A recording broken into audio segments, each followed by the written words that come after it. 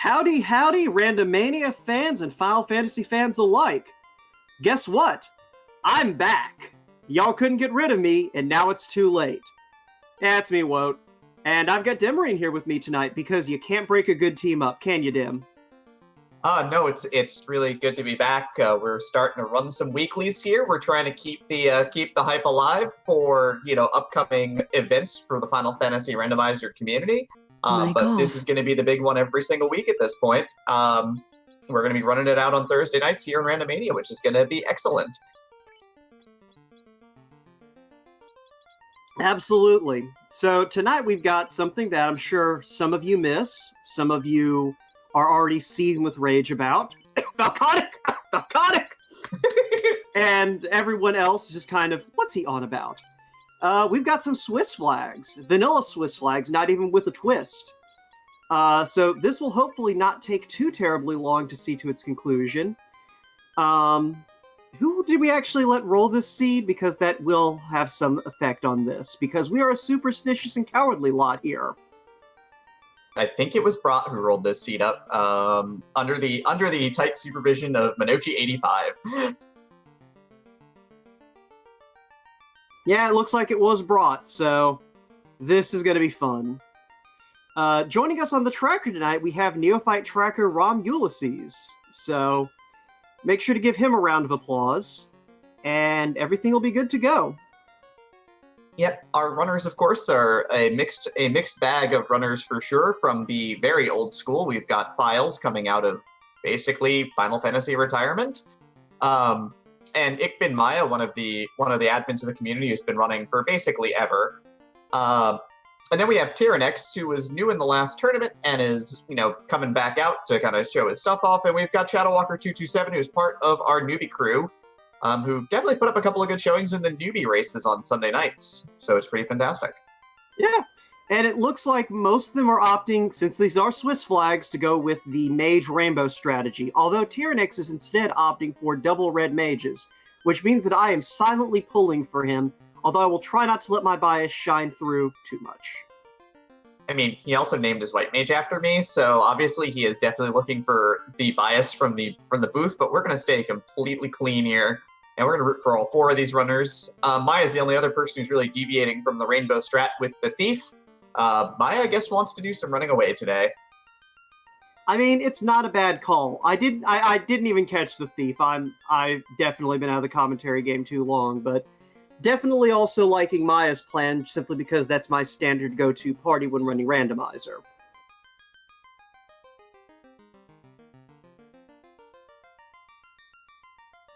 That being said, though, this should be a fun little setup. Forced White Mage is always delightful, and, overall, this should be a nice, tidy match that certainly will not involve, the king handing you a ship, the canal being somewhere on the Agama floor volcano, and the floater being in the upper reaches of the sky. Yeah, the Swiss flags are noted for being pretty straightforward, seeing a lot of runners finish in under 130 on the usual times. So this one should be, again, a pretty straightforward but pretty fun run. I mean, the big thing is that because there are exactly as many incentive locations as items exist, you always know how far you are from finishing. And of course, all of the fetch quests are vanilla, so as soon as you've got the crown, you can go get the key. As soon as you've got the bottle, you've got Sea Shrine access, and so on.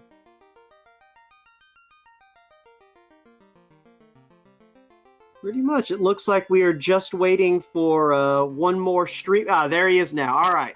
So as soon as our Reister Minochi steps out of the pool, we will be ready to rock and roll.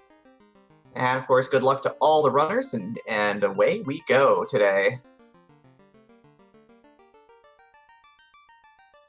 All right. So we should be getting the flip over any second now. So just so it's clear, that wasn't me pointing out things that are unlikely to happen. That's me hoping for what was going to happen.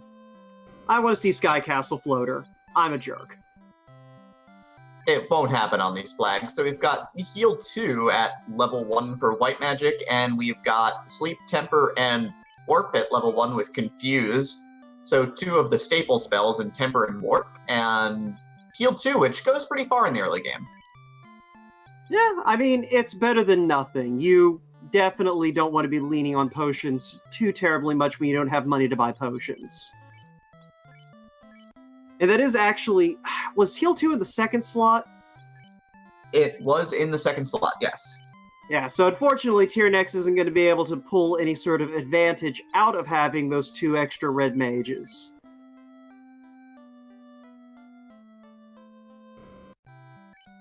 Nope, and Maya's first out of town. Looks like other players will be stacking up hammers, it looks like, for their fighter and white mage, because they are 3 gold apiece, to at least give a bit of a cheap weapon. Maya pulling out sleep strats on those imps. That is an interesting decision. I mean, that's how you keep things safe against imps. They've got a low enough health, you put them to sleep, they can't fight back. You don't have any major sweeper spells yet, so you gotta make do with what you've got, and that's gonna be hammers. Yeah, but you at least have a major sleeper spell. It's good to be back. You know you missed it. Shadow Walker looks to be the first to head into the Temple of Fiends. I didn't quite catch what he found in that first chest, but... It was just under 14,000 gold pieces. Not a bad find. Probably not going to need to invest too heavily in hammers after getting out of here. Yeah, that's a bunch of money. Also gets a house in the top left chest, so, you know, a couple of decent finds to start. And at level 1 with minimal spells is on to Garland. Yeah, but Garland is so innocent and non-threatening. Yep. I'm going to temper up the fighter in hopes of doing as much damage as possible. We also saw that cabins were for sale, but they were about 285 apiece, and Shadow Walker is not getting through to Garland with his level 1 fighter and has to bail out. No, more specifically, his level 1 fighter kind of got 69 by Garland. 86 by Garland. Either way, not terribly nice. No one heard anything. Bai is attempting to put Garland to sleep here, so he can go ahead and hammer away. If I recall correctly, wasn't that actually advice that Nintendo Power gave you for things you could do to Garland?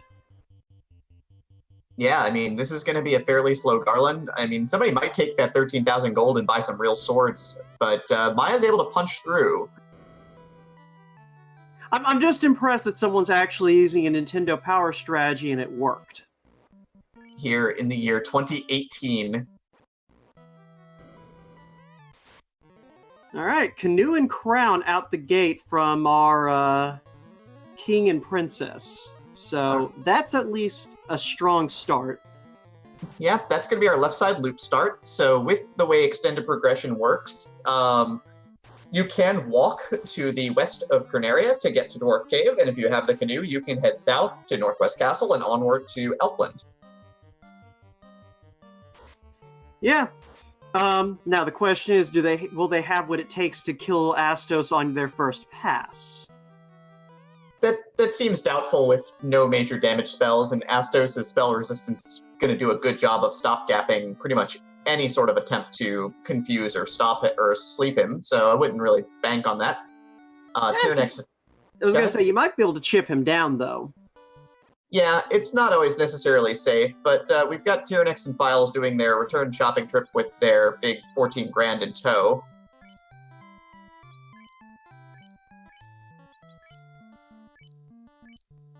And Shadow Walker's second time around is going to start tempering up that fighter. White Mage takes the fall, goes and gets... We got the early sacrifice play working here.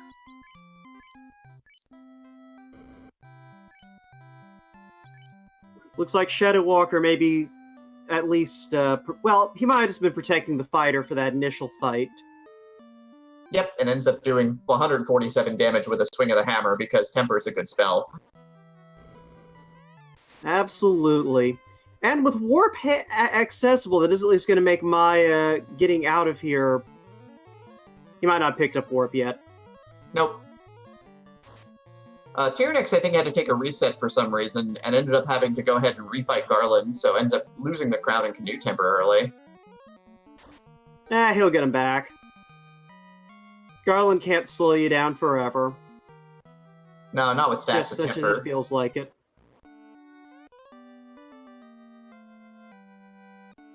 Just remember, everybody, save often. Cabins 258, houses are only 1,100, which isn't so bad.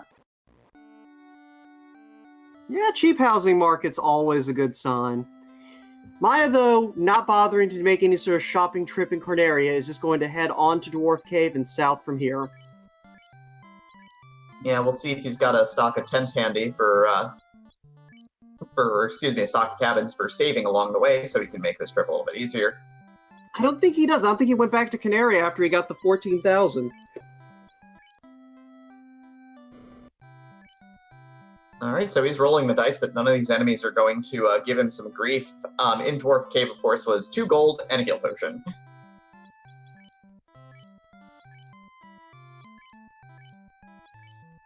Meanwhile, the rest of the runners are going to be making a bit of a shopping trip, at least picking up some cabins on Tyrannex's side, and I believe everyone else did at least make a stop at the item shop just to be sure. Yeah, a couple of our runners also loaded up on those first level spells to make sure they had all that they could want in that front. But Files will be the second at Dwarf Cave, and Shadow Walker shortly behind is going to get his couple of cents and heal potion.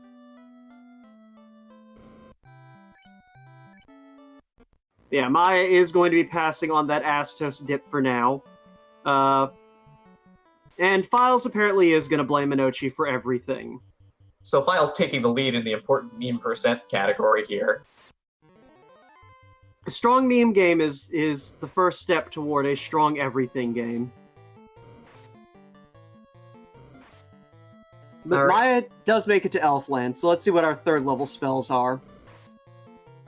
It looks like it's the instant death mix. We've got Zap and Quake and Bane at level 3, and for white magic we've got life and heal. And A-Mute. You can't forget A-Mute. Life and heal. Files is taking on Astos, so we'll see how this goes. Yeah, tried stacking up Invis and Temper on the fighter, but that was not happening, and so he decides it's time to take a walk outside and head down to Elfland looking for some better tools. While it looks like Ikbin Maya with that extra gold is going to buy silver bracelets for the team to get some defense on everybody. Yeah, the nice thing about those red mages is being able to just pile that chainmail on top of them. Tyrannex getting tied up by some wolves, while Shadow Walker's going to be our second runner to take an early crack at Astos here. A little light on the spell charges, so this could be interesting.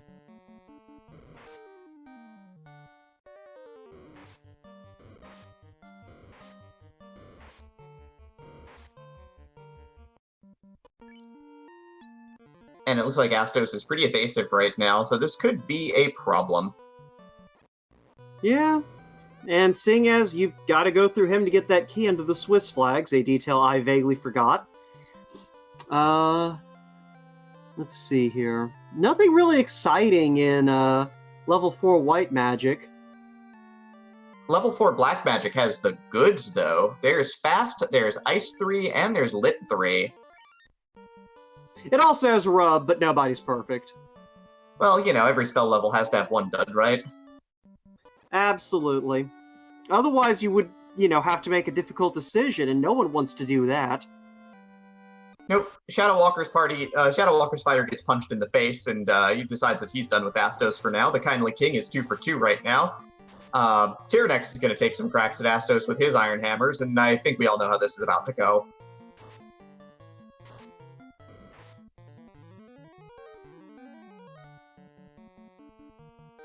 Yeah, we may see some of these runners make a return trip after stocking up in Elfland, though. Yep. Tyrannex is going to take try to take a second bite of the apple here. Seems a little bit uncalled for at this point, but we'll see. Now, it's one of those things, if you can pull this off, then it saves you some backtracking. So I can't blame him for making the attempt. True, and the insta-kill Fiesta, while fantastic, is not going to really do too much to Astos' really high magic resist, so our runners might be better served heading up towards Provoca with their canoe and try and get their level 2 spells in order. Well, Maya at least is heading back in Astos' direction. He may be making a Marsh Cave play. Just kidding. No, he is Not- totally going back to Astos. Not on these flags, everybody. Marsh Cave has been pretty useless on these flags because no And- incentive item, just terrible encounters all the way down. And Tyrannix does get that kill, though, so with just a fighter and White Mage standing, he is going to be making that trip down to Elfland. Yeah, so he's gonna get his crystal right now, and of course it also means that he's gonna have a couple of extra levels on his White Mage and Fighter, which doesn't go amiss for sure. Files is attempting to make his way due east to Crescent Lake right now, as I believe Shadow Walker is as well.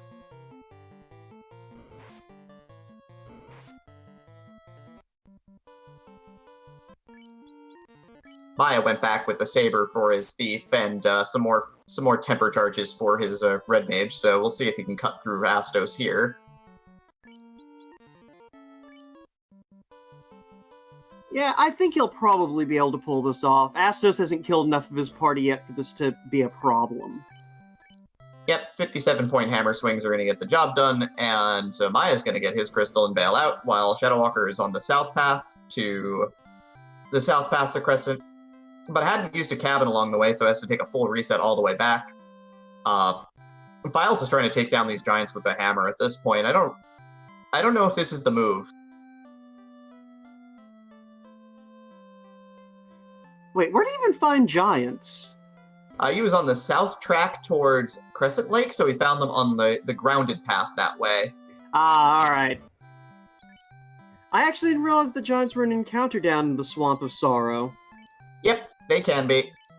Trolls are there too, and they've got 2 hits, so they're gonna work through the party pretty quickly. Tyrannix is gonna stock up on some magic before bailing out of Elfland with his crystal. Maya's gonna bring his thief back and then probably save and then head due east as well. Yeah, Files continue to try and push through the swamp. Yep, WAB 1024 did get his question answered that the Swiss flags are in play from our tournament, so if you actually go to the Final Fantasy Randomizer website, you can go ahead and pull those automatically as a preset, and they are pretty fantastic newbie-friendly flags as well. I'm apt to agree, if nothing else than because you don't have to figure out incredibly convoluted fetch quest chains, ideally. Shadow Walker is going to be our first one into Crescent Lake, though. No vendor item to be seen, and exits one of our level 6 white magic spells, along with Nuke at level 6 black magic. Yep, we got vanilla exit and slot 2 there, so that'll be in reach eventually. And the Circle of Sages, they are holding a rat tail. So they'll be in reach sooner rather than later. Well, it's not a floater stone, so they can't fly just yet. So it means further northward travel for these 2 fine runners. And the rest when they catch up. Yep, Maya taking the south route along the route, around the ground, while Tyrannix is going to run the rivers, and they're both going to be headed over to Crescent Lake. If they had any money saved up at this point in time, silver swords are for sale there for 3,800 as well, so good starter weapons if you need. And not a bad price for silver swords. Those will carry you through a good chunk of the game. Yeah, I mean, Maya's got no money, though. Again, I think our runners did prioritize getting their level 3 and 4 spells in order. Also, Pro Rings are for sale for 24k in Crescent as well.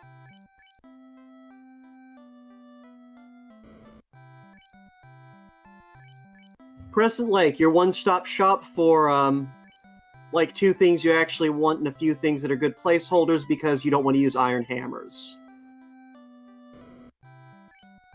I mean, iron hammers are pretty bad.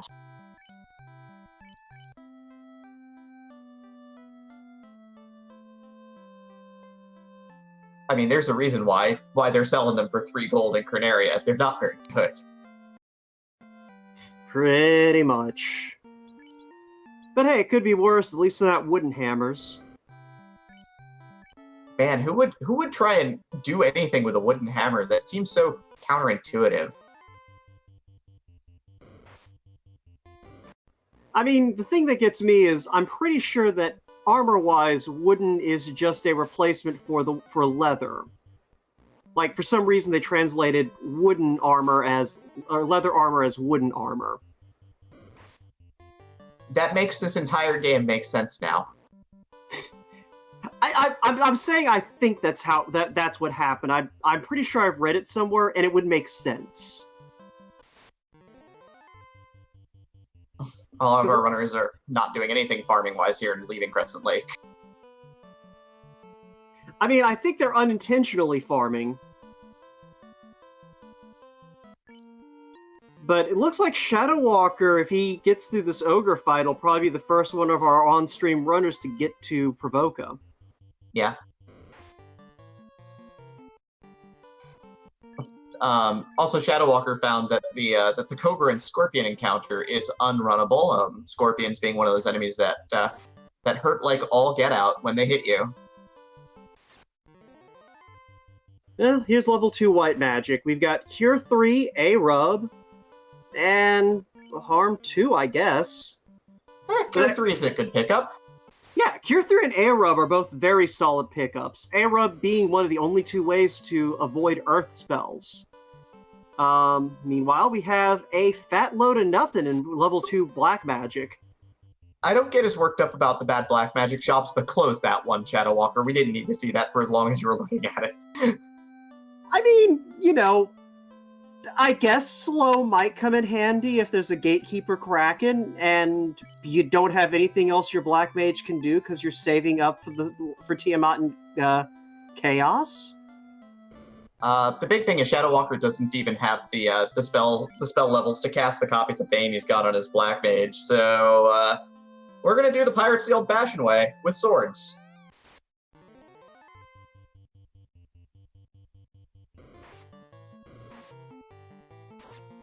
And I don't think Tyrannix has what he needs either to deal with these pirates in one swift blow. Yeah, so without the spell charges, again, no magic that hits all enemies at level 1, none that hits all enemies at level 2. Maybe your runners tried confuse strats here or something.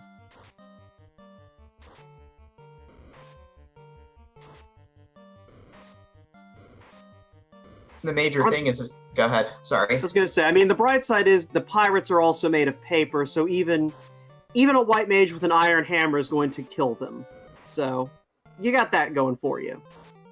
Yeah, Shadow Walker first through and is going to get a slab for his troubles. A slab? With 2 exclamation points. What, you couldn't hear the exclamation points in my speech? I only heard 1. I try. Tyrannix not too far behind in picking up his slab, so we at least got 2 runners kind of in a slight lead over the rest. Yeah, Tyrannix also has the advantage that he's already got his crystal in order, and look at those cheap gold bracelets. The best armor you can buy for your mages, $6,000 a pop. Not bad. Shadow Walker did double back to the black magic shop to pick up Lit. I guess he wants his black mage to be able to do something. Anything. Cast Sleep.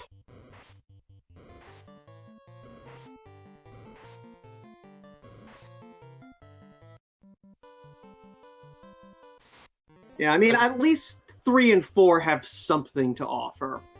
Absolutely. Tyrannix finds out the wolves have stun touch, but that's no big deal, and Maya is doing things, again, the sword way here.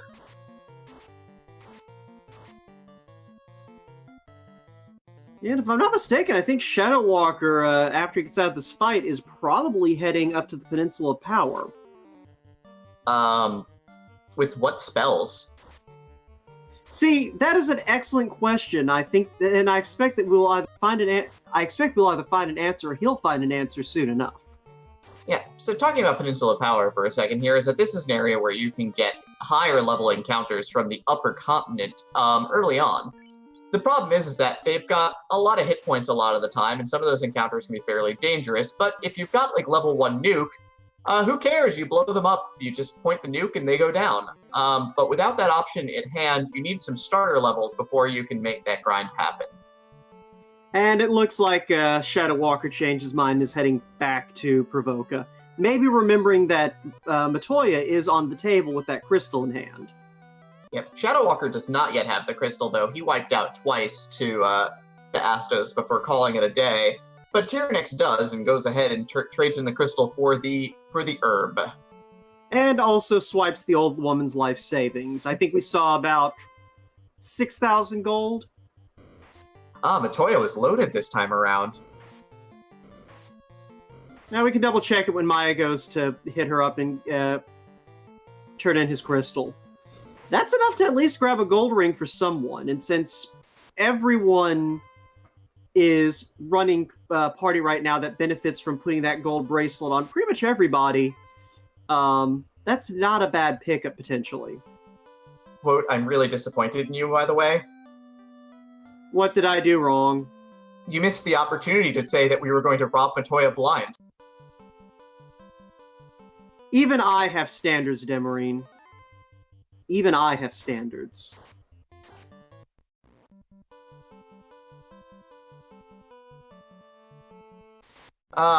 Maybe we should get back to the race at this point. Yeah, so Tyrannix is beginning the southward bend back around the continent. Gonna go presumably turn in that herb and get the key and do a little bit of looting. At this point, the only... Go ahead. Yeah, especially without levels at this point in time and, needing some gear because we've got, maybe silver swords if they go and buy them with Matoya's retirement savings. Files is making the Peninsula power play. Not sure what encounter he's looking for up here because he's finding some giants to start off twice. My money's on a Tyro. I mean, we've got Harm too. Maybe he's looking for the Zomble encounter.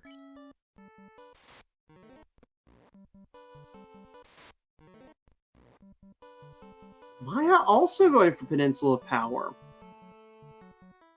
Maya finds a double Zomble, but it comes with a Troll, which is not quite what he wanted here, but he's going to get off those Harm 2 casts and hope for low health on those Zombles. Yeah, it also comes with an unrunnable flag, so that's a thing.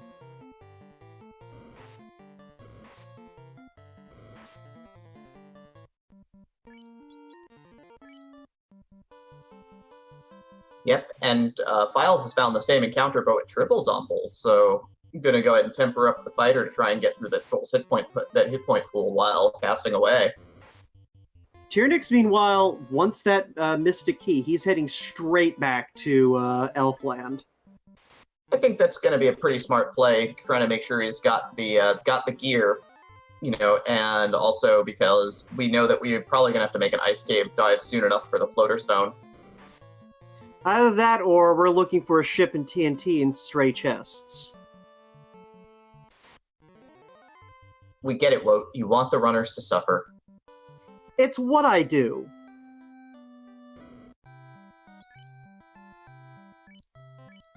Shadow Walker decided to make a play on Volcano and actually finds a first encounter Pete encounter, which is usually pretty great if you have a way to take care of them because they're literally made of experience points.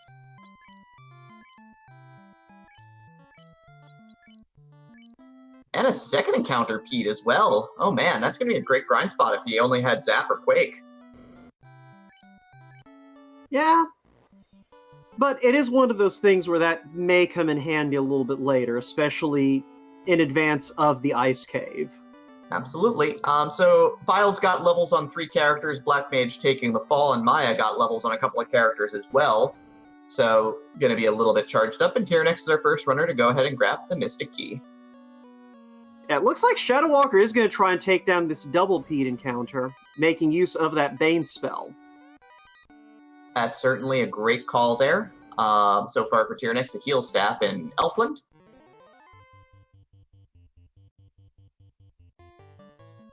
And judging by the way Tyrannix is moving, he's probably going to go ahead and make a full treasury search. Yep. We got Shadow Walker finding an Opal Shield in Volcano Armory right now, so looting it out. And Ikben Maya's going to be our first diver into the Cave of Ice. Yeah, Maya clearly wanted to go ahead and figure out if, Floater is its vanilla location or if he's going to have to go do some swimming through the rest of the southern continent to find the ship and the TNT. I know we haven't found any pieces of the ship TNT combo here, so I'd be surprised if that were the case. Well, the flip side to it, though, is that we know that the incentive item versus location pool is going to be 1-to-1 since we didn't get the bridge early on. This is very true. So it is one of those things where it isn't outside of the realm possibility that ship TNT is on the table. Oh, we'll be seeing some treasure chests soon enough. Tyrannex is in Northwest, going back to Astos' castle. You know, after killing him, now he's going to take his stuff too.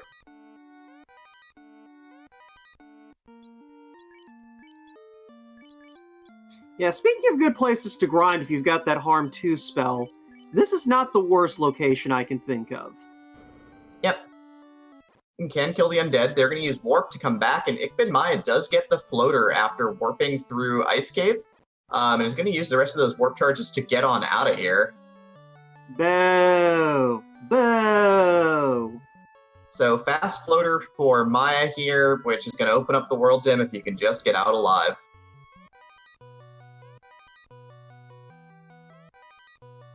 So Tyrannex found the white shirt, or excuse me, Shadowwalker found the white shirt in the Volcano Armory, so that's a great find.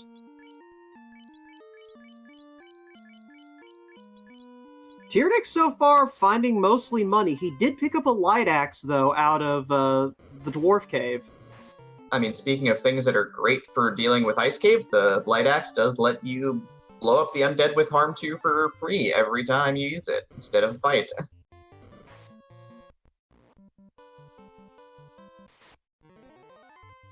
Yeah, Tyrannex, though, is going to continue cleaning out key locations. He's at least going to hit Corneria, I suspect. Whether or not he makes the trip up to TOFR is another question, though. Yeah, I mean, it's going to be a little bit of slow going as he's going to have to hike it. But Maya's out of there with his ill-gotten gains, his warp stolen floater stone.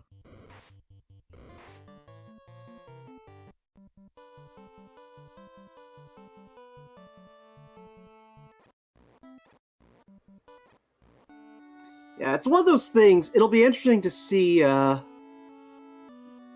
if nothing else, if anyone bothers to dig deeper into Ice Cave. I'd be surprised if we saw anything below where we are right now. Files grabs his floater stone, and I'm sure he's looking at all those warp charges going, I can get out of here, but no, he decides to jump down instead. And he gets first strike against the spike tile at the bottom, which is fantastic for him, so he's just going to run from that pack of undead and keep moving. Yeah, Treasury has some decent stuff in it, at least compared to what we've seen so far. Tyrannex does pick up an ice shield and a few other bits at odds and ends. Yeah, he also found a dragon armor as well, which will be fantastic once he gets his class changed, because the tail is there, so he'll be able to turn his fighter into a knight and equip the best armor in the game. Absolutely. He also found a coral sword, which will help tide him over until he can go get that floater and get that class change.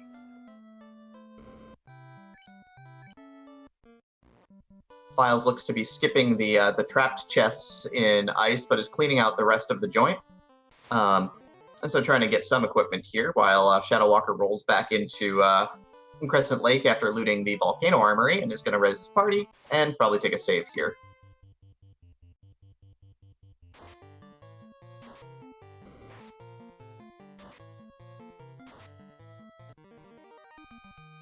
I just put together, incidentally, that Tyrannex's second white mage is named after fan favorite Moist Mogwai. Yep, one of our newer runners, trackers, you know, all around great person. You know, do like having her in the community. She's pretty great. Files, of course, finds in Ice Cave, finds an ice sword. That's one of those weapons that you're generally glad to see. It's, I think, considered to be kind of the weakest weapon you can clear the end game with.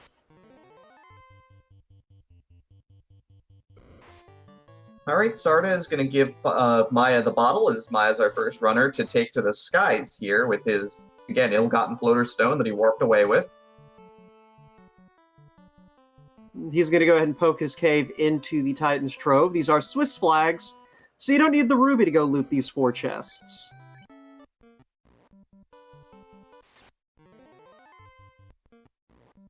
Yep, Tyrannix has come back around the world and is now going to head over probably to Ice Cave at this point in time without much else to be done.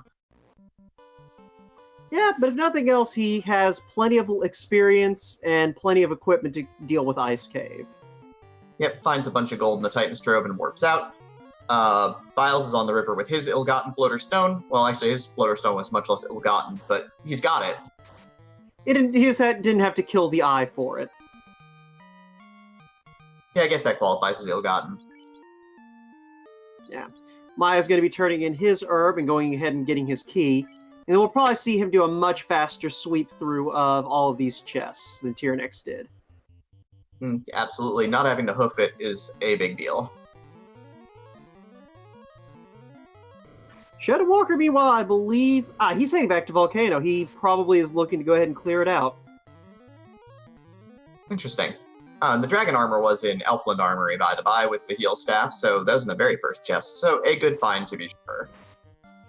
Yeah, and almost everybody's going to be picking that up at least. Yep, and everybody's got a fighter and a tail, so they'll be able to turn their fighter into a knight, which will be pretty fantastic in a little bit.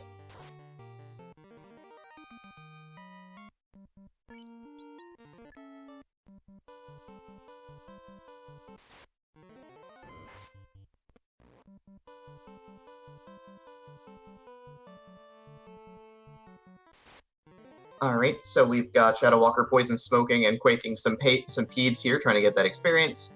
Tyrannix is loose on the rivers right now, running into some hydras. Found a Bane Sword as well in the chests, I believe, so he's trying to bane these hydras with the Bane Sword, which is another great weapon to pick up. Yeah, that was in the Quinaria treasury, I believe, that Bane Sword. Ah.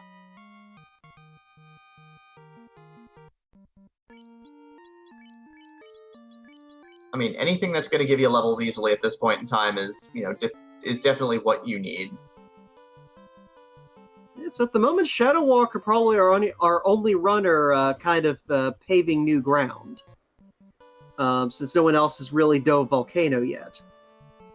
Yeah, and with the floater in Maya and Files' hands, probably not going to see them head over there for quite some time. They've got a lot of chests that are free to loot out, and I expect them to go and grab them all.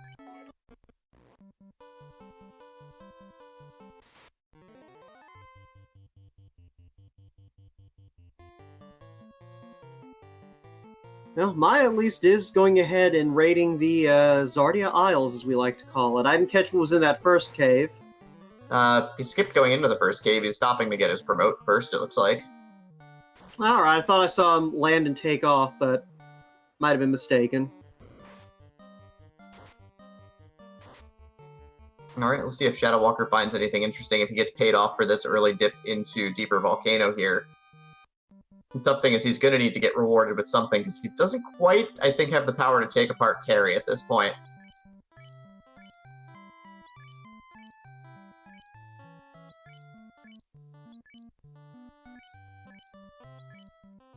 In any case, Maya does get the class change and is going to set to work finding what all is in the Cardia Islands.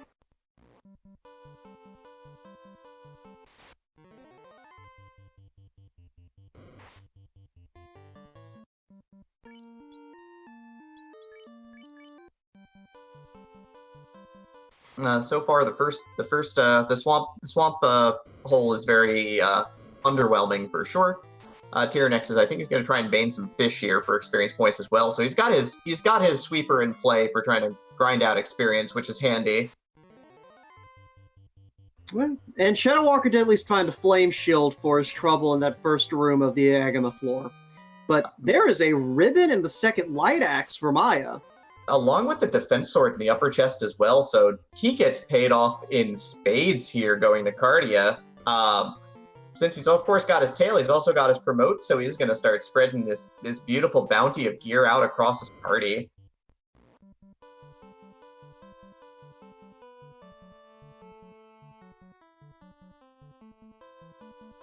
Defense sword being one of the most powerful swords in the game. It's one of the swords that we highlight on the tracker for a reason. It allows you to cast Ruse on the holder, and it hits fairly hard for what it is at that point. Absolutely. I know it was my vote in the what is the best Knight Sword poll from the tournament? I voted for Mazamune. Everybody knows where my loyalties lie. I'm just saying, Mazamune can't cast Ruse. I mean, Mazamune also gets 5 hits at level 24. Maya resetting out of a couple of Tyro encounters here. Yeah, he's just wanting to get to ordeals, I suspect. Or he Yep, might be okay. Team Tyro. I'm actually not sure which. I think he's team, let's get another key item under our belts at this point in time for sure. Tyranic still sailing the seven rivers here with his canoe, going to ice, but he's smoking more fish.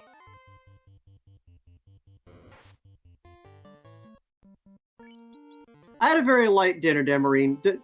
Don't make me think of smoked fish. Sorry, smoked fish are great.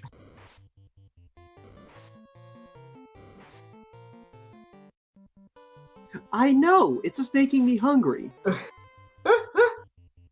I mean, it seems like we've got a bunch of fans out here who are hungry for this Final Fantasy action, at least, which is pretty fantastic. Absolutely. Among those who are hungry for it, I see that we've got everyone's favorite Zardia there in chat. Yeah, a couple of new runners out there too. I see Villain Fetishist, who's also Neon Gray out there. They're a new runner to the community as well. And just a lot of names we've seen around before, which is pretty fantastic. So thank you all for coming out tonight to support our wonderful community. Absolutely, and it looks like Shadow Walker may be considering taking that stab at carry. He's at least going ahead and cleaning out the red dragon floor. Yep, Tyranix putting his first light axe to good use on these images here, so trying to, blast the undead, which is pretty fantastic. Maya's trying to navigate the pillar maze here, doing a pretty good job of it. Yeah, with that first level warp handy, it's at least something. And it looks like Shadow Walker did just want to clean that chest and is going to warp out. Well, or at least warp out halfway.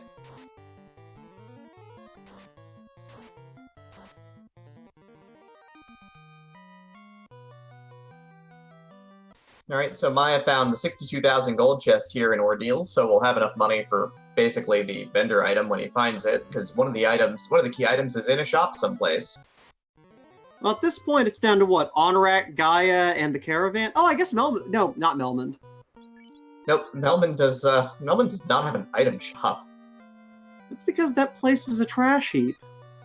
Someone's gonna crash their airship into it, I bet. The Tyranix gets his floater, while Files gets the blank ruby and a pro cape here, so getting some gear. Yeah, I'm thinking that Maya might not have actually cleaned out the... Oh! There's the Vorpal. Yeah, I think Maya might have actually skipped over the forest hole then. Yeah, didn't get the pro cape or the Vorpal sword there.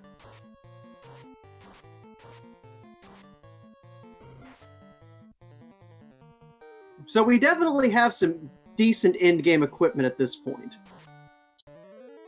Yeah, we're certainly getting there. We have early temper and fast at 4, so we've got all the tools we need, I think, for damage output at this point with a defense sword and a Vorpal. So we're in good shape overall right now. Maya's going to take his 4-dimensional space cube out of the castle ordeals and move on to the next location.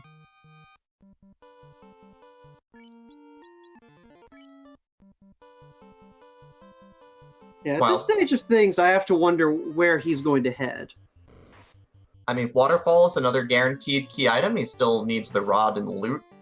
So one is for sale and one is for in the waterfall at this point. Tyranix, of course, warped out real fast with his ill-gotten gains. He didn't want anything to do with Ice Cave, and I don't really blame him. Yeah, we saw on Files' side that not a whole lot in Ice Cave, so skipping out on it definitely a strong move. Shadow Walker, meanwhile, I believe is probably Ice Cave bound. I doubt he's heading back. He got out of the volcano just to head back. Nope. Maya's going to do a little bit of fetch questing here. Going to go ahead and turn in his bottle, turn it into the Oxyal. Going to find Life 2 at level 7, so he's going to buy that on his White Mage. just in case. Yeah, unfortunately, Saber's sitting at level 7, so that's inconvenient. Yeah, Ninja can't buy it, therefore it's useless. I've occasionally managed to Saber my way to victory on a red mage.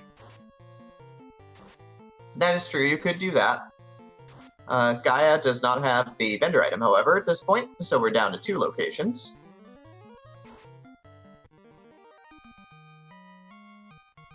And I imagine that we're going to see those in short order, especially with Oxael in hand. Yep. Tyrannex shoves some Peds through a 4th dimensional warp zone and destroys them. Utterly. Forever. Yeah, but you don't get the Magicite if you do it that way. This is very true. But Tyrannex, of course, at 4113, gets his airship and takes off. He's going to go ahead and save in Crescent Lake, most likely here.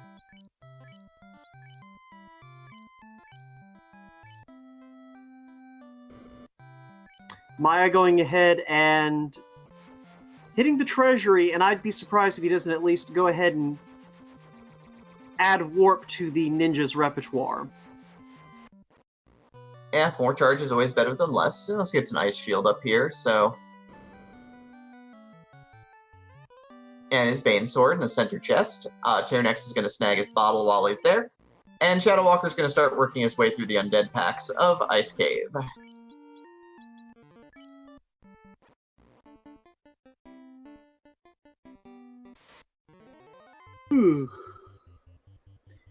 So yeah, overall, everyone seems to be moving along at a pretty good clip. We still need to find that vendor item, but at this point we know that we're going to knock out our last 2 incentive items basically at the same time. Yeah. Maya's loading up on spells for everybody, just to make sure everyone's got the tools that they need to get by. Gonna grab Invis on the Red Mage and Exfer as well, just filling out spell slots here. Always want to have that utility lying around just in case. Fade is sitting at level 5 white magic, last slot. And got Fire 3 at level 5 as well for black magic, so a couple of good spells for sure. I'm not going to say no to Fade even at 5. With a white mage, you'll get plenty of charges of it, which is always ideal.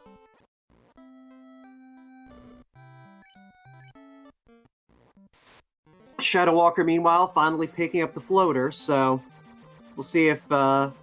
Alright, doing the same thing Files did, going ahead and dipping into the rest of Ice Cave to see what's lying around down here. Yeah, needs some experience as well, so, you know, a couple of these packs will at least get his experience caught up, which isn't the worst thing to do to himself.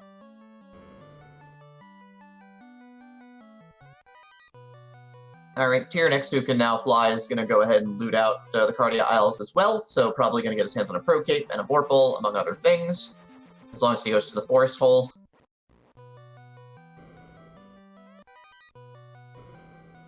Files getting assaulted by some Mancats here, but runs away. Tyrannex first ribbon as well. And we just got confirmation, the vendor item is at on-rack. Which is going to be convenient, because Maya does have a trip to Waterfall in his future, and can go down to Sea Shrine as well. Yeah, this will probably be a multi-hit stop, and then we will never see this continent again. It's probably for the best. It's always a shame to me that, like, there's not more on the map around here. Like, there's a whole stretch of this continent that you never even see. Yeah, I understand that feeling. It's a pretty continent, too. I mean, Sea Shrine's beautiful, the waterfall's beautiful, the mountains are beautiful. So many places you can crash an airship.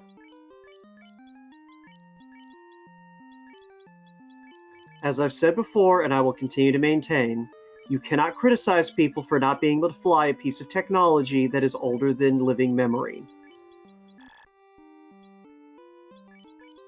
So Files gets wiped out by the zombie dragons after grabbing his 4th dimensional time cube. Shadow Walker is getting these sorcerers gazing his party down, so he's in a bit of trouble as well. And he's trying to ban the sorcerers and their massive magic resistance, so Expect to see Shadow Walker mashing that reset button soon. I mean, if he has to have 2 party members survive, the one who can cast Warp is not the worst one, although trying to temper up that white mage is not helping matters too much. I mean, getting through for 26 now, so that temper stack should do the job, but I mean, these sorcerers have Gaze and Squint and Flash and Toxic. What a dangerous array of instant death and 1 useless ability. And a 17 damage lit is going to finish off that last sorcerer for Shadow Walker. Yeah, those are some powerful sorcerers, though. Ah, he did have the life spell handy. Well, gets his team back on their feet, which is fantastic. Maya takes out the spike tile in Waterfall, so is going to be rewarded with the robot's item, which is the loot. And a whole lot of gold. And the opal bracelet. So the gold bracelet's the best caster armor that you can buy. But the opal bracelet's got more absorb, and you have to find it in a box. There's one out there in the world, and it's a very powerful piece of armor. Yep. Yeah, that was 5 chests of gold and an opal bracelet.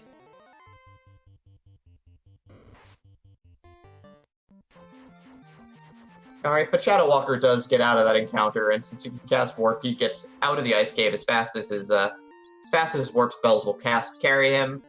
I think Villain Fetish says it best, Ice Cave is bad. There's a reason Tyrannex decided to loot all of the keylock chests before diving Ice Cave. Alright, so Files has gone back through, gotten his 4-dimensional time cube, and decides that fighting the zombie dragon's a bad idea. I'm not sure what wiped him on the zombie dragon, but we're not going to find out because he's out of there. We did see a 33k rod in the item shop in Onrak, though. Did Maya have the cash to pick that up?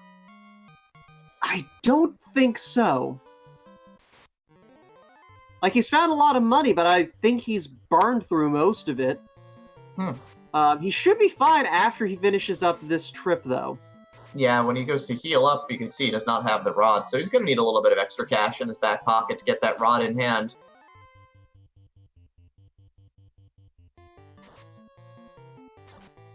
Alright, Files taking his time cube out. Shadow Walker's got his airship coming, so he's on his way to taking flight, trying to get caught up with everybody here. Tyrannex is on his way to Ordeals right now to get his 4th-dimensional time cube.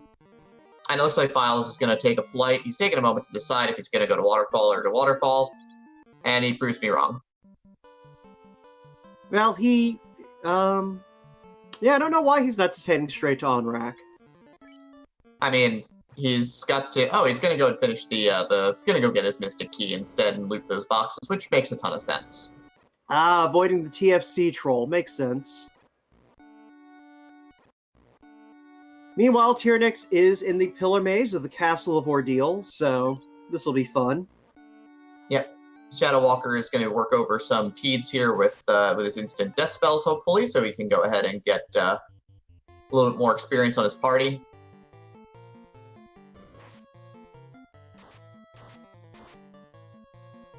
And Tyrannex finding Zombols, which I believe is the encounter he wants with light axes at hand, so he's going to go ahead and just burn through those encounters pretty quickly. Pro Cape for Bin Maya from the chest in the Sharknado room. Yeah, gear-wise, I'm trying to think he probably would still like to see a power gauntlet somewhere along the line. But other than that, I'm not sure there's too much he could potentially really want. I mean, he could want these Sea Trolls to not have Blaze and Blast through his party here, because he's been making good progress through Sea Shrine right up until about now. Yeah, that would definitely help. He is now down to a stun knight, and he just has to reset out. Yep, don't blame him for bailing out there. That was a pretty brutal party. Keep in mind, Maya's diving Sea Shrine at, like, level 10 right now. Well, keep in mind that we're going to see those Sea Trolls again when we get to Waterfloor. Oh, it's going to be a party. Files gets his Dragon Armor, his Heal Staff, and he's going to start looting out here. Shadow Walker is going to go ahead and stock up, I believe, on items here. Maybe and then probably go ahead and finish up his key quests as well while he's on Southern Continent. It would be a bad move. You know, that airship does make checking all those spots a lot faster. Yep. Also, just poking out in chat, we've got Kylan97, another longtime watcher, which is pretty fantastic, and Fantasy Gamer 82 is also another new community player, so good to see everybody coming out tonight. And lobsters they're doing the lobster thing right now, which is cutting through squishies like they're not even there. Yep. For those of you who have not seen what lobsters do to people, the answer is terrible things. Terrible, terrible things. The scars never heal. Oh, zombie dragons had thunder. That would be why Files wiped out to the zombie dragon encounter. Yeah, that would do it. That would do it right there. Backed up with Frost, but Tyrannix has a ribbon and a white shirt equipped to the White Mage, so because the White Mage is promoted to White Wizard, so they're going to survive the fight, but probably not going to farm that tile. So go ahead and clip that, folks. The immunities, the resistances on the white shirt actually came in handy. Hey, the white shirt's a great piece of armor. Yeah, but not for the resistances.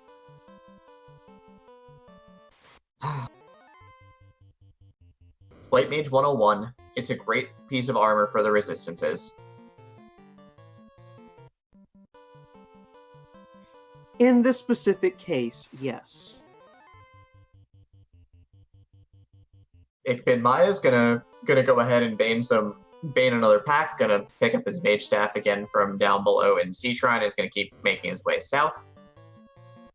Yeah, we'll probably also see him hit Sharknado for that Pro Cape, although he may skip it just to possibly save enough steps.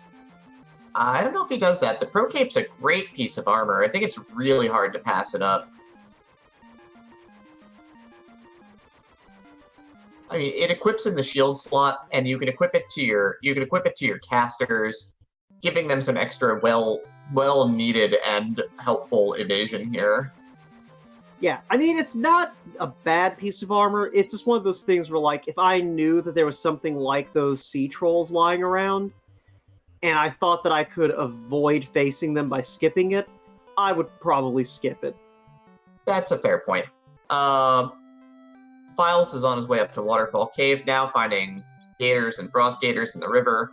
Good experience packs for single enemies, because he's got that ice sword. He can probably work his way through them pretty easily with the ice and defense swords and the Vorpal. He's got tools to take out single encounters. Where do we find a katana? I don't think we found a katana yet. The ninja can equip the defense sword, though.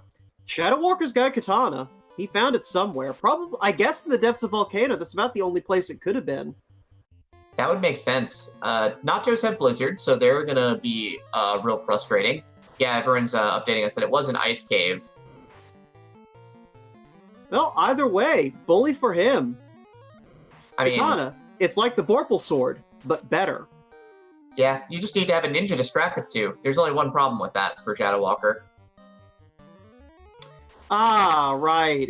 It's Maya who brought the ninja.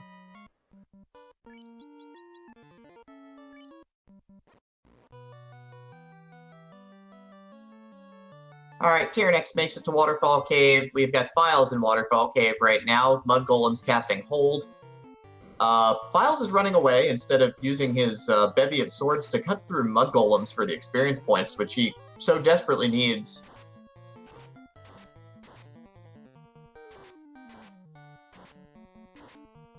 Alright, Shadow Walker flies up. He's going to get his class change, but Maya will be our first runner to take on a Fiend as he is down here. Going to see what he can do against the Kraken.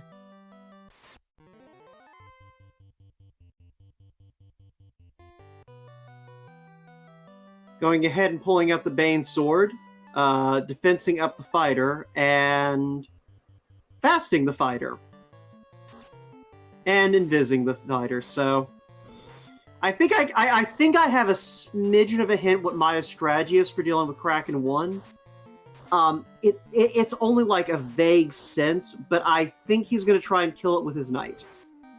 Yeah, it's gonna go for standard buff your melee character strats. Oh, golems have stone touch as well, so stone touch and mute. I guess these aren't the best things to be fighting, but he's tempering up that knight over there. Maya's gonna just keep getting his knight ready to rock.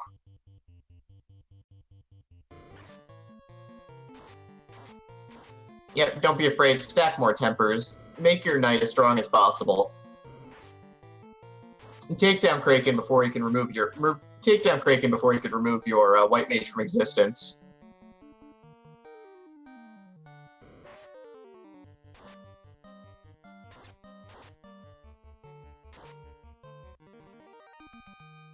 There we go. 6 hits for 300 damage with this fasted up and buffed up knight. But Kraken's going to cast fast as well. He says 2 can play at this game, and I'm going to get ready to hit somebody really hard. Instead, cast Fire 2 after that fast and takes 350 from the knight turn.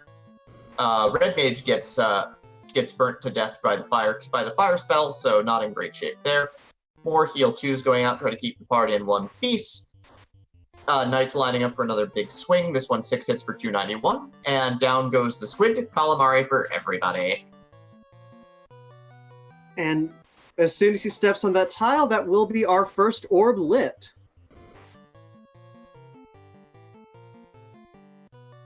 So, Maya's still broke. I'm surprised he didn't decide to just go back into mermaids. Yeah, or farm these Hydra Gator packs. I'm not sure. He needs a bunch of money, though. He needs like 30 grand. I think it just clicked in his head that he left the rod behind. Yeah, you can't finish Earth Cave without it. Therefore, you can't win the game without it. So he's got to find a way to make some money right now. Like I said, I'll be surprised if he doesn't just head back in and dip mermaid floor. You're gonna find enough money that way. Or he has enough money already and just forgot that he needed to hit the item shop. You were saying the Demarine? Yep, he probably did that too. But so Shadow Walker straps that Vorpal onto his knight right now. Tyrannex cleans up the spike tile in Waterfall, so he's going to go ahead and get out of here with his loot intact. After getting his opal bracelet from the Waterfall.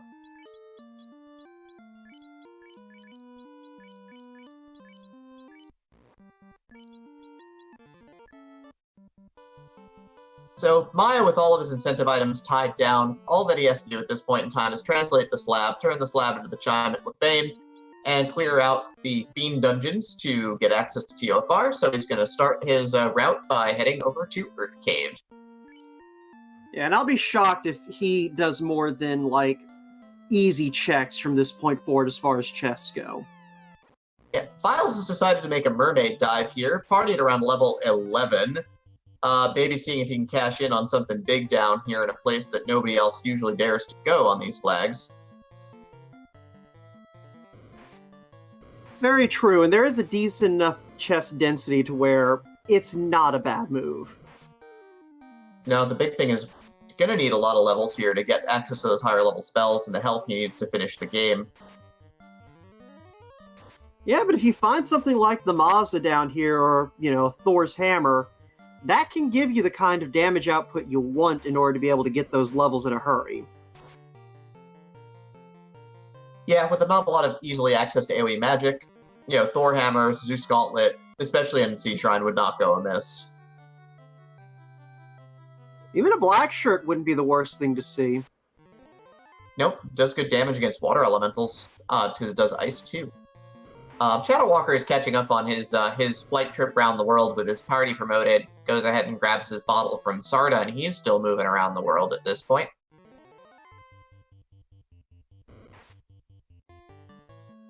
Now, of course, at about 59 minutes in here, we do know where everything is located, because this is Swiss, so not a ton of recap here, but just to let you know where everything is.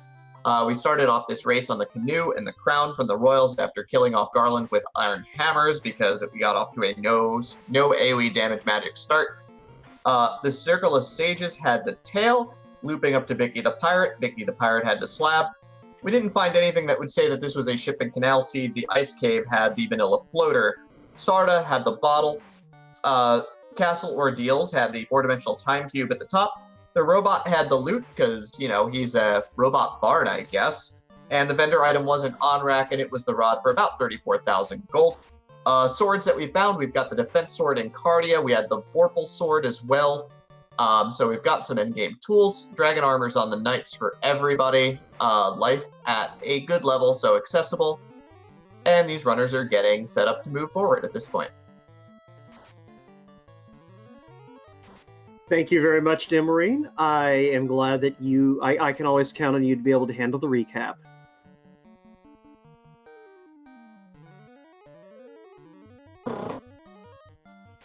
All right. So Files is now going to go ahead and be the second runner to dip down, or the third runner to dip back down in the Sea Shrine. Yes, he was the second runner in, but he went to Mermaids. While it looks like Tyrannex with his level 14 party of adventurers is taking the straight shot to Krakenside. Yeah, it looks like there wasn't too terribly much to be found at Mermaids. I think it was mostly money and a pro ring. Oh. We also have had our first forfeit of the weekly. Fuchsia Fantasy has decided to bow out. Yep. So Tyrannex found out that Grey Sharks have Crack, which is going to be a nice AoE kill against his party, taking out 2 members. Life spell going to get some work here for sure.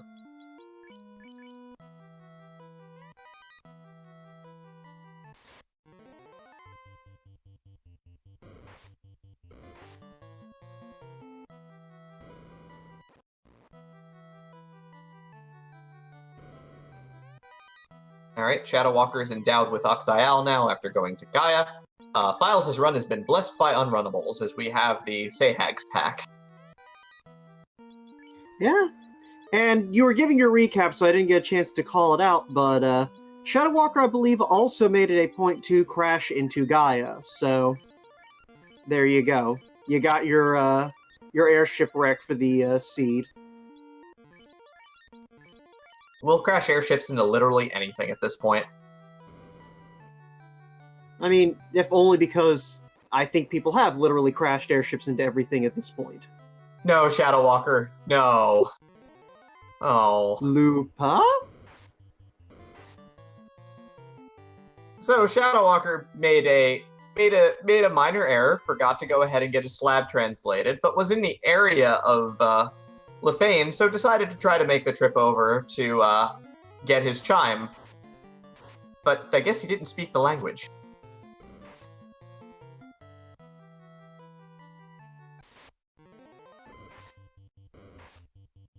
Alright, Ikbin Mai is on Lich, so we'll see how much respect Lich gets from his party at this point in time. None. That was fast. You don't know, maybe Lich will get a second turn. None. I mean, Lich is firing off damage poison. Lich means business here.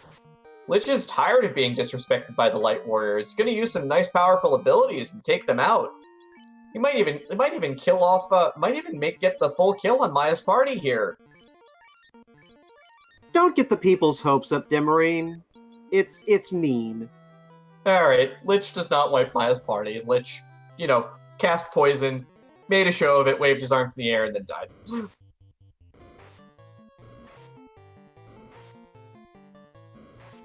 So Maya's going to go ahead and get his slab translated while he's here, we hope, while Shadow Walker's going to go ahead and take on the Pillar Maze right now. Tyrannex is on Kraken's floor and will be our second runner to Kraken today. Assuming he doesn't get shark cracked or something. Do the sharks have crack? I didn't even notice that. Yep, gray sharks are packing crack. Oh, okay, yeah, I see that over on Files' screen as his entire party except the Red Mage dies. Yeah, Red Mage is the ribbon, so isn't really dying to the cremate or to the anything else. But, again, I'm going to need to burn off some of these life charges to keep the party intact. Tyrannex gets lit 2'd by Kraken, so going to get this party started, though. Going to start buffing up that knight as fast as possible. I'm going to burn his Fade charges as well that he's got on hand on his White Wizard.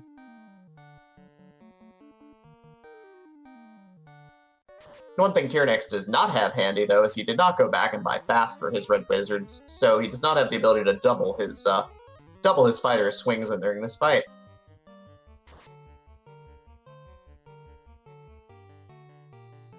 Yeah, but he's got Fade handy, and he's got enough tools in his belt to where that fast probably isn't needed yet. Nope. Definitely in the category of extremely helpful, though, but he's going to get a ton of tempers off on his knight right now, and his knight is going to really start doing some damage here. There's nothing I love more than watching Kraken die over and over and over again.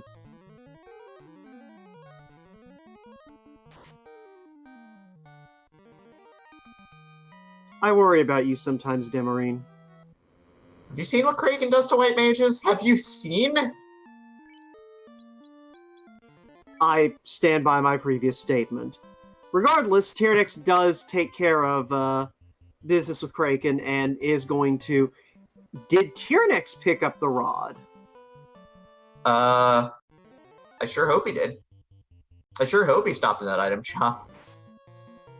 Yeah, we'll see if... We'll watch for the, whatchamacallit, the item screen, because we'll see that as soon as he decides to stop somewhere. Yeah, Maya dipping into Volcano now, gonna go after his third orb. Tyrannexo's on one orb and crashes into Melmond, as is tradition. Files is down here on the Kraken floor, so he'll be our third runner to take on this particular fiend.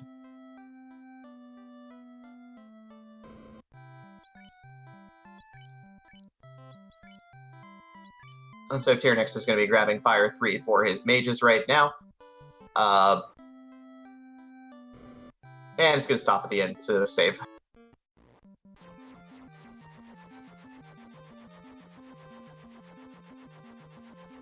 And Files with his level 12 party is doing some rearranging and some prepping to try and get his party in order to fight Kraken off. Tyrannix on a shopping trip, reloading. Shadow Walker did not get blown out by the thunder from the zombie dragons, and he has got his 4-dimensional time cube and is bailing out.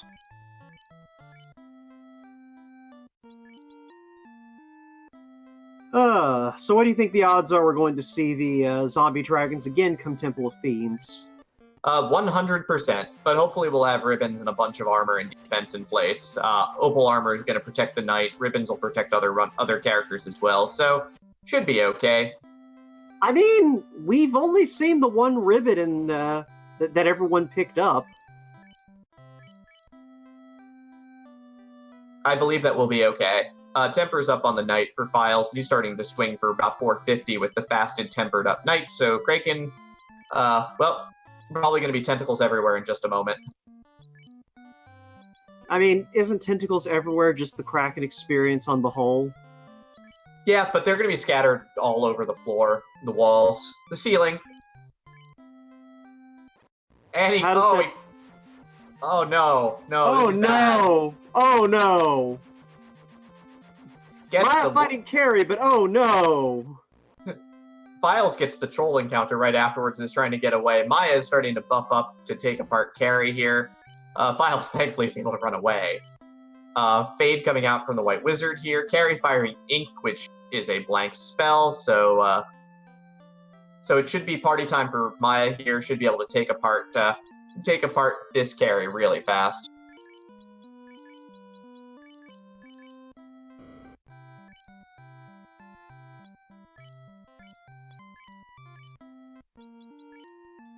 Alright, Shadow Walker finds the pack of Caribs who have plants and is trying to bane these Frost Gators and Caribs for experience. Gets one to start. Alright, both Caribs are down. The Frost Gators do hit fairly hard, though.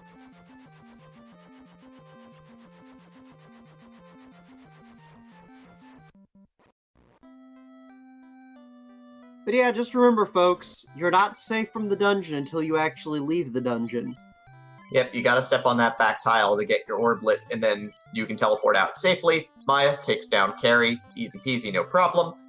Shadow Walker's still trying to get through these Frost Gators here for the experience points, but it's taking a minute.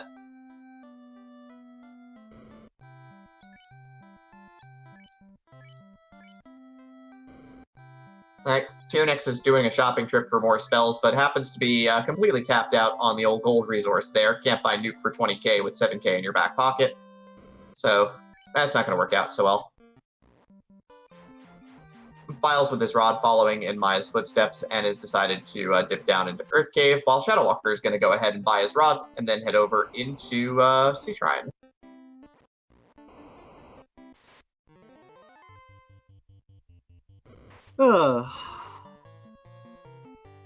Hour 10 feels like we're making good time right now.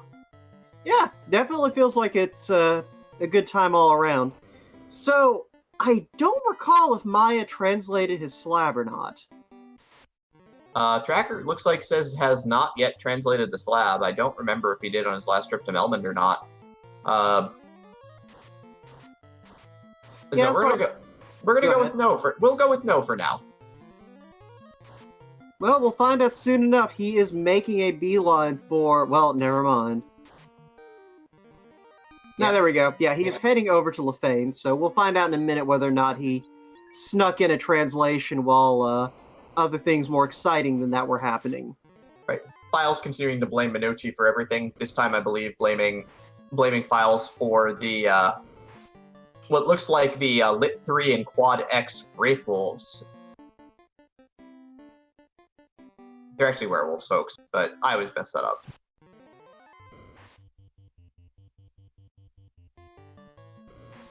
I mean, that's why you bring silver weapons. It's also why you bring the life spell. Shadow Walker is in the waterfall, which makes sense. Going to try and get his loot out of here. Here next is going to be looting out Volcano on his way down to the bottom.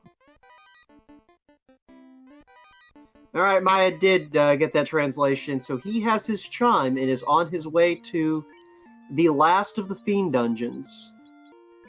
Yep, he's going to be heading up to the Mirage Tower and then the Temple of Sky afterwards. Here next gets his white shirt. Is going to strap that right on to the White Wizard, so getting that nice defense in place.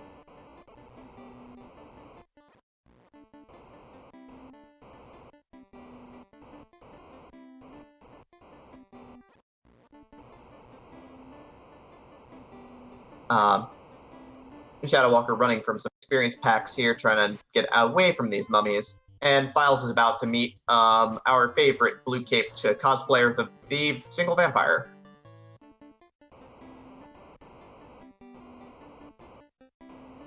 So, say hi to the vampire.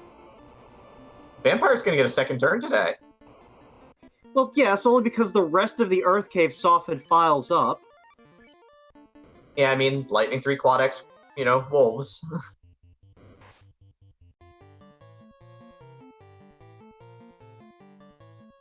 It looks like Files is going to keep his two mages down until he needs them. Yeah, which is actually right now, so he pops them both up.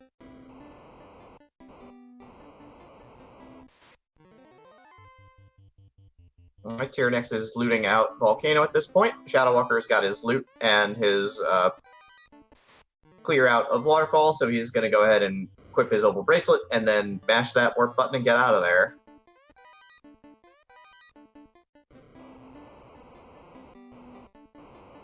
It looks like Maya is just going to make a beeline up the Sky Cave here. Yeah. For Files, in his dip into the 5 chests on the north side of Earth 4 is rewarded with Thor's Hammer.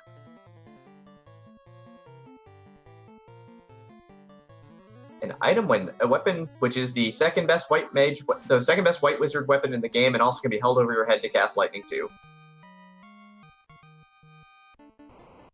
See, I always picture it as more of like a swinging over your head to generate the lightning storm. I mean, it's a pretty awesome hammer nonetheless. However you want to envision it, it's awesome.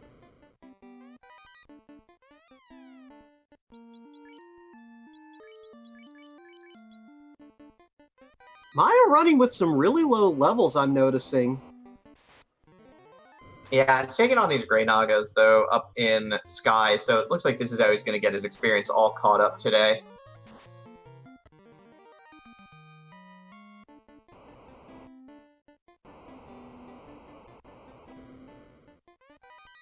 Yeah, it looks like Maya might grab the 4 greed chests, but otherwise is probably just going to go mode at this point.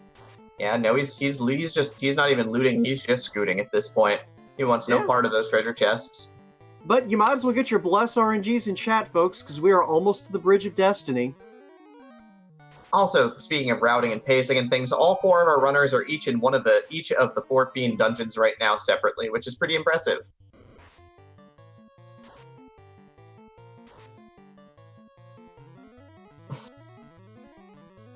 Well, we're not looking for red hydras. I'm looking for red hydras. Quote, I worry about you sometimes, I really do. They come in packs of 4s, they get a lot of hits. Sometimes they're ruder than Warmech. That's fair. Lobsters are also pretty rude, but Tyrannex has decided that with his swords, his Vorpal on his Red Wizard, and his Defense Sword on his Knight, has decided it's time for some Agama facts tonight. Besides, you never give anyone else crap for praying for nachos. Dion, why are you praying for nachos? I get it, they've got a level 3 spell and they're really dangerous in the seed, but that's not Warmech. Alright, Lich fires off the damage poison against Files. The Knight goes ahead and says, yeah, I've had enough of your business, and kills off Lich, so Files is about to light the Earth Orb here, but he's going to heal up before taking any more steps just in case. Files learned his lesson. But he's going to light his second orb at the run. Maya's about to hit the Bridge of Destiny, but these unrunnable airs are going to really slow down the progress here. In the meantime, Tyrannex is getting to carry 1. Yep, buffing the Knight, buffing the Knight. Carry firing off Ink, which doesn't do much of anything. And the Knight's going to swing for 400 damage. Going to get a fade in here for another 240. Carry's in really bad shape right now. Yeah, Tyrannex not even bothering with magic. He's just going to punch Carry in the face unto death. Yeah, but the stun touch is going to slow things down, but Carry only had 40 hit points anyways, and it's going to kill with the Red Wizard. And second orb on deck for Tyrannex at this point. Files, meanwhile, taking advantage of those early Pete encounters in the table. Yeah, any way to get your catch-up experience at this point in time is always appreciated now that you've got the resources and the tools on hand. Ikbin, Maya, these airs are pretty evasive as they are in the main game, and they are slowing his progress down pretty badly.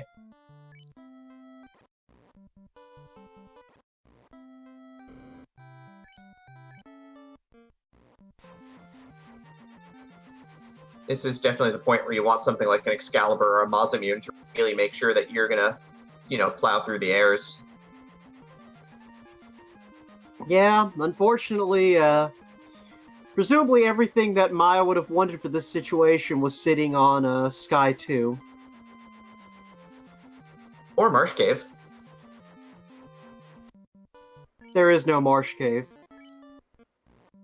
Yeah, I can get behind that.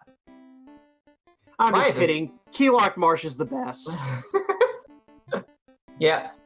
And from Ulysses, our tracker, letting us know that he doesn't have the Vorpal from Zardia Isles or Katana from Ice, so thank you, Rom, for letting us know that. So yeah, he's not really replete with swords. The defense sword's not really getting the job done here, and Ninja goes down finally. No one ever brought the defense sword along for offense. That's why it's not named the offense sword. This is fair. Slowly works his way through those airs. He's gonna get level 14 from it. Our runners are not very leveled right now. It's been slow going for levels at this point. Shadow Walker's at level 15, and he looks like he's in just great shape right now as he steps up to the first beam. His Kraken fight's about to start.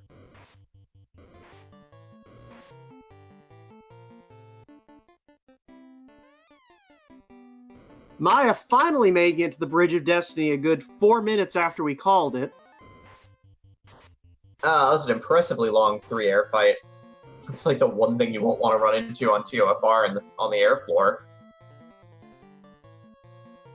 I mean, there's also Whiz Vampires, Iron Golems. Is there anything good on the air floor? Yeah, that time that you get that run because air floor is short, you can get the no encounters run, and it's fantastic. Okay, yes, I suppose nothing is a good thing to see on air floor.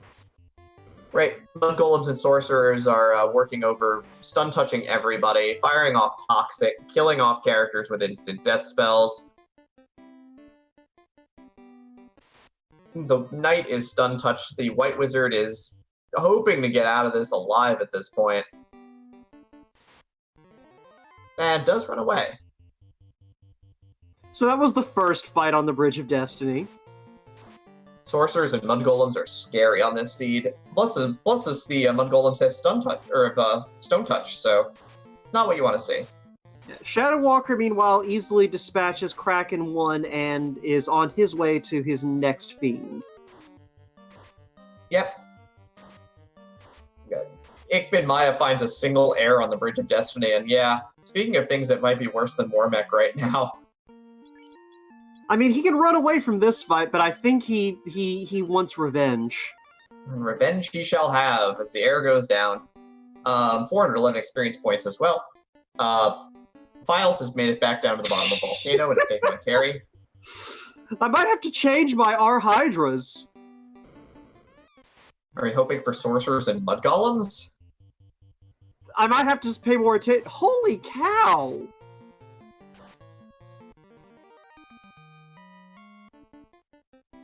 Alright, Shadow Walker translates his slab down here, so he has got one orb and a translated slab for his troubles. Tyrannix is gonna go to the second half of Earth while we've got buffs on the Night. Carrie's ink is always gonna be greatly appreciated while we've got more buffs going out. So that just means that that Knight's gonna be powerful in a moment and is gonna do some damage here.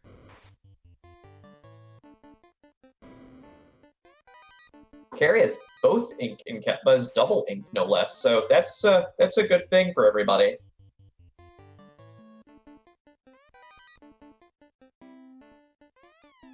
And Maya's about to start fourth fiend Tiamat up here at the top of the Sky Tower. Gonna get some defense swords. Gonna try and throw some Bane out. It looks like. Nope. Gonna buff the Knight. Gonna go with the standard strat. But White Wizard with Bane Sword is a good caster too. And Tiamat opts to take that first turn to just punch Maya's ninja in the face really hard. Ninja's doing the Lord's work and is still standing, so that's really what matters most. Is going to use the heal staff to heal for 14. Defense sword doing 6 hits for a mighty 12 damage at this point, so Tiamat is absorptive as all get out.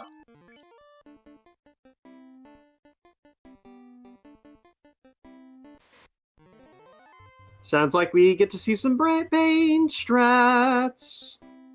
Yeah, that White Wizard's going to try and get that Bane going off that Bane sword. 6 hits for 6 damage this time, so it doesn't even pierce the absorption. Is going to have to crack another temper here because it's just not getting through.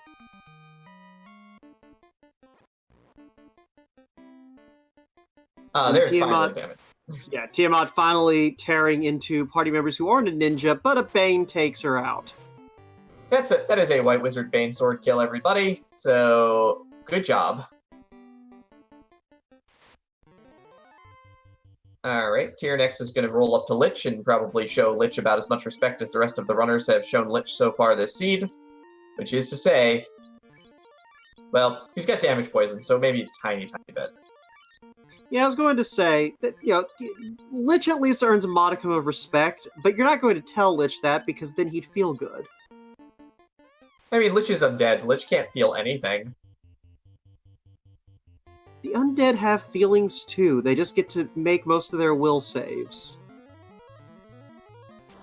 Yeah, but so does a cleric. Are you implying that clerics have feelings? Yes, I am implying that clerics have many feelings. We've got buffs on the Knight, and Lich does fire off that there poison smoke, so we'll see how this goes. Oh, it's gonna go to the Lich is gonna die. Yeah. This is why no one respects Lich, everyone. So, Maya doesn't have a ton of levels right now.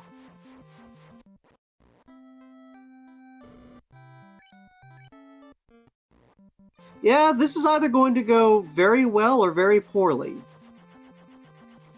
So Maya's going to crack the Black Orb here at 1 hour and 24 minutes with legitimately level 15 characters. Like I said, very well or very poorly. Gonna probably grind some, to be honest, on the first floor, but the warp spell can get back out. Extra Ice Sword for Shadow Walker here from the first floor of Mirage. but doesn't look like there's anything else exciting down here. Yeah, Maya bought extra houses because he's grinding that encounter that he found. Clearly is not happy with the levels that he's got, and he needs more spell charges, so he's going to get them by doing some grinding here.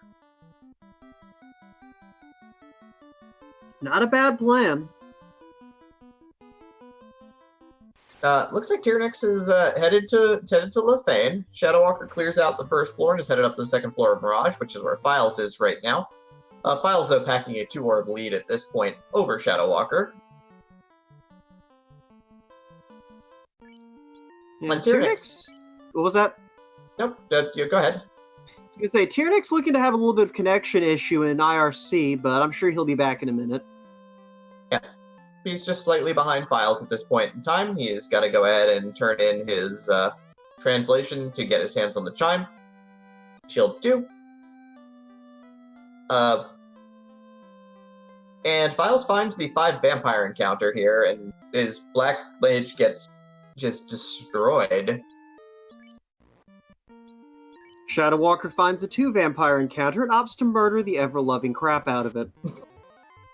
I can't blame him. They're terrible. And they're full of experience points as well. Maya finds the experience pack du jour here. He's got the triple gas dragon, or the quad gas dragons on deck with Ice 3, which they're weak against, and Fade. Hopefully even with the scaling, they shouldn't have enough hit points to get through too much of this. And they're not attacking very hard either, which is always a positive as well. Meanwhile, we have, whatchamacallit. Oh yeah, we have the other katana found. It's also in a place that Maya didn't look. Yeah. Maya, of course, warping back out to save after getting an entire level off of those gas dragons really quickly.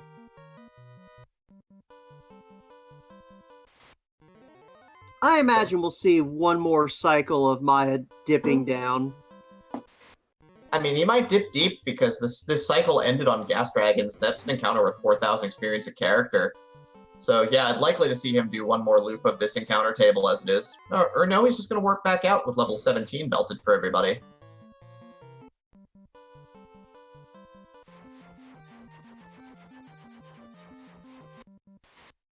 That, or he didn't feel comfortable going farther. That's also fair. Files finds an eye and is going to kill it. I think this is the only time we're going to see an eye this entire seed, since everyone we have cheated. It's not cheating, it's manipulation of the abilities and skills in the game to your advantage.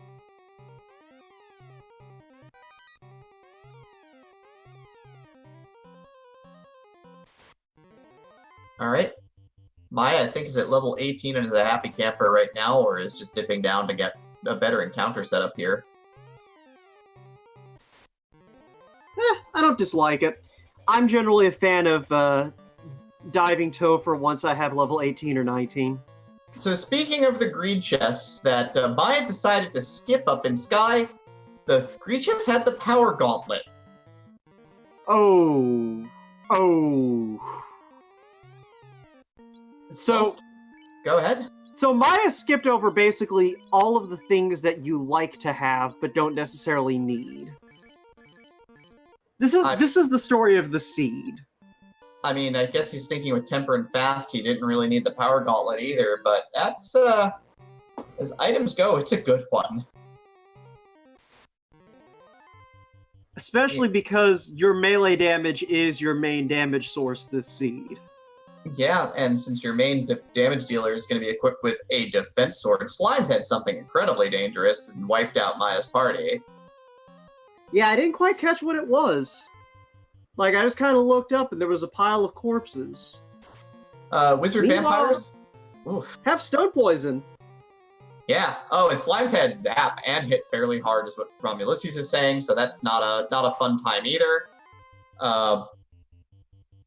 Some File's going to burn off those soft potions after getting out of that wizard vampire encounter. with only one ribbon, that's a very problematic spell to see. So this seed, fairly low levels all around, and then a Temple of Fiends Revisited, where you don't want fairly low levels all around. In the meantime, Shadow Walker has hit the Bridge of Destiny. Less RNGs? Nah, he runs away from the one encounter he gets from the Grey Naga and airs and is on to trying to brack Tiamat here, it looks like. Oh yeah, we got meme strats, everybody.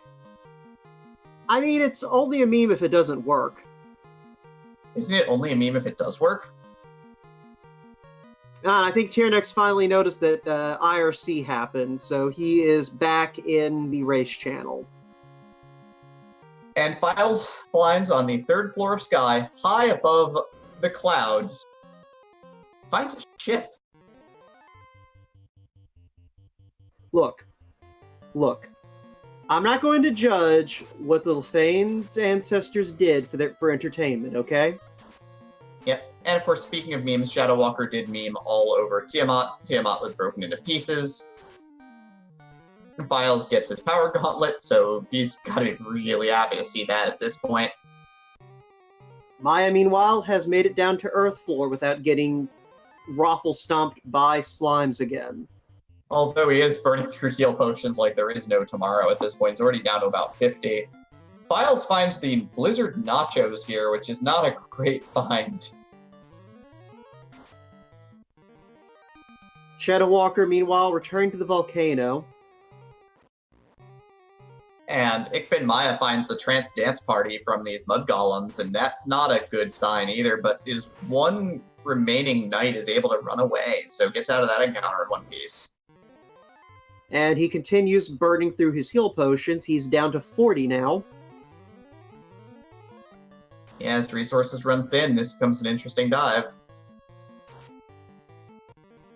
Yeah, that is one thing I always like when I'm talking to other people about Final Fantasy Randomizer. That's something I like to bring up. Like, it is definitely a game where you're managing resources clear through to the end.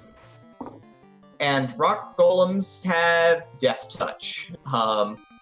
Punched the knight really hard and just sort of fell over and died.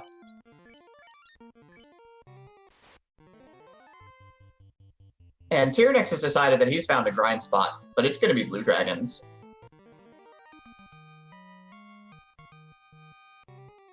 A fairly non-standard grind to be sure, but he needs the levels and they're not very healthy. And what the crap did Lich 2 pull out? I think Lich 2 went vanilla flavor, I believe, there. The Liches in this seed are not playing around. That is shocking and against everything I know and understand about the world. I mean, Lich goes down. White Wizard saves the day with that harm too, but gonna have to burn off a bunch of life charges here. It was Bane. It was not quite vanilla flavor. It was instant death to all those party members who don't have ribbons or levels to protect against magic. If there's one thing we know no one has in this seed, it's levels. Well, Tyrnex is pushing out to level 19 on his party right now off this blue dragon tile, so he's gonna get some levels here. He's grinding hard to try and get back up into the 20s, so it's actually a real smart play on his part to get his catch-up experience off of a pretty weak spike tile that's giving 800 experience a fight. Alright, Shadow Walker's on carry now. Gonna try and brat carry. It's not gonna work out so well, but, you know, again, the double ink is just gonna buy him so much time to get set up and get this kill. And Files, meanwhile, has bumped into the Air Elemental speed bump. Yeah, it was the Air Elemental Grey Naga fight. I believe he can run away if he wants to, but I know he needs the experience too, so he's probably gonna be hanging out for a minute. Maya's going to get lined up for carry 2 here with his extremely low-level party, and we're going to see how this works out. But it's time for him to protect his knight. The knight is all that matters at this point.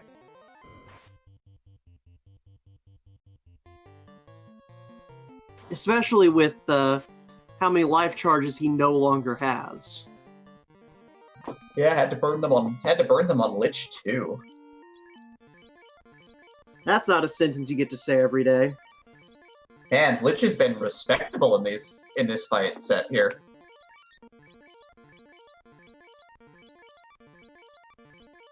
Alright, Shadow Walker is going to be working on his 4th orb in Earth, while Files is dealing with the air speed bump here.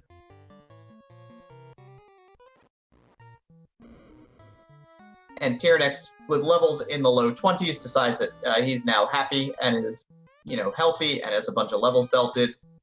And he's going to start his climb up Sky.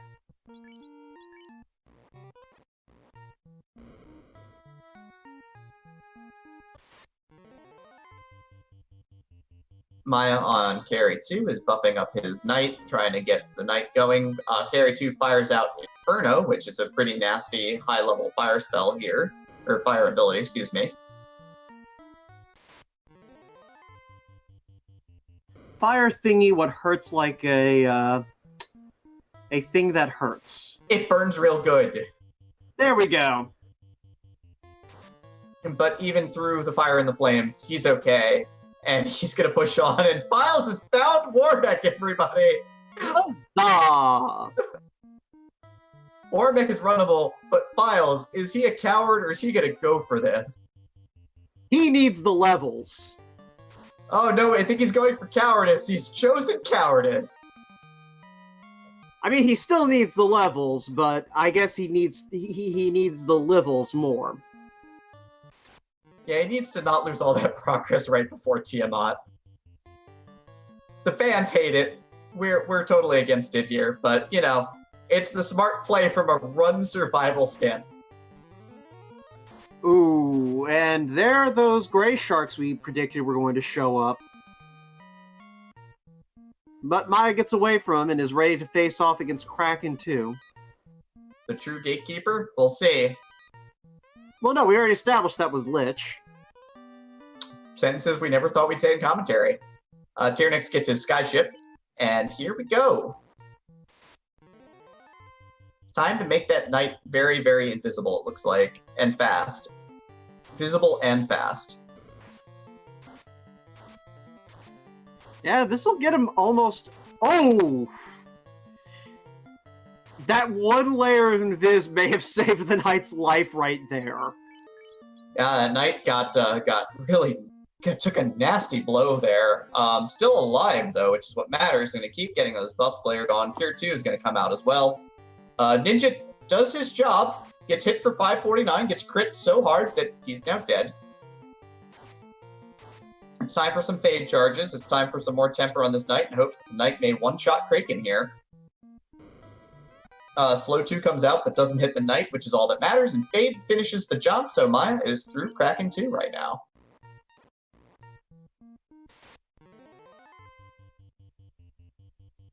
All right. Shadow Walker, meanwhile, I'd like to point out, when did Tiamat second, and is only steps away from potentially clearing out his 4th Fiend. Mm-hmm. Pretty much in the space of Files and Tyranix clearing out the Sky Castle. Yeah, he's making really good time right now.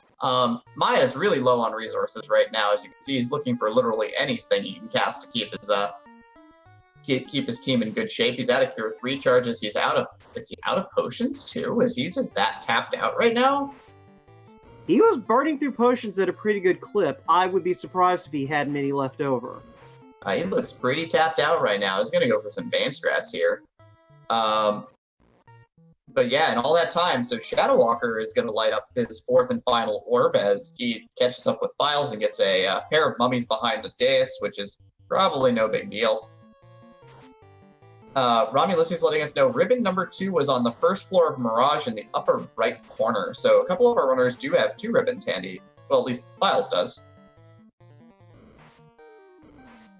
That's going to come in handy. And looking over at IRC, we do have our first place finisher here. The champ continues to be the champ as Edgeworth comes in first place at 1 hour and 38 minutes and 53 seconds. Edgeworth being the winner of the 2nd tournament just recently this week. So very excited to see him out and running again. So GG to you, sir. Let me see if he wants an interview, or do we want to wait until we see how Maya's... Never mind. we generally speaking don't interview runners who are not on the main stream just for the sake of consistency. Alrighty. But still, always very impressive to see a great runner do some work.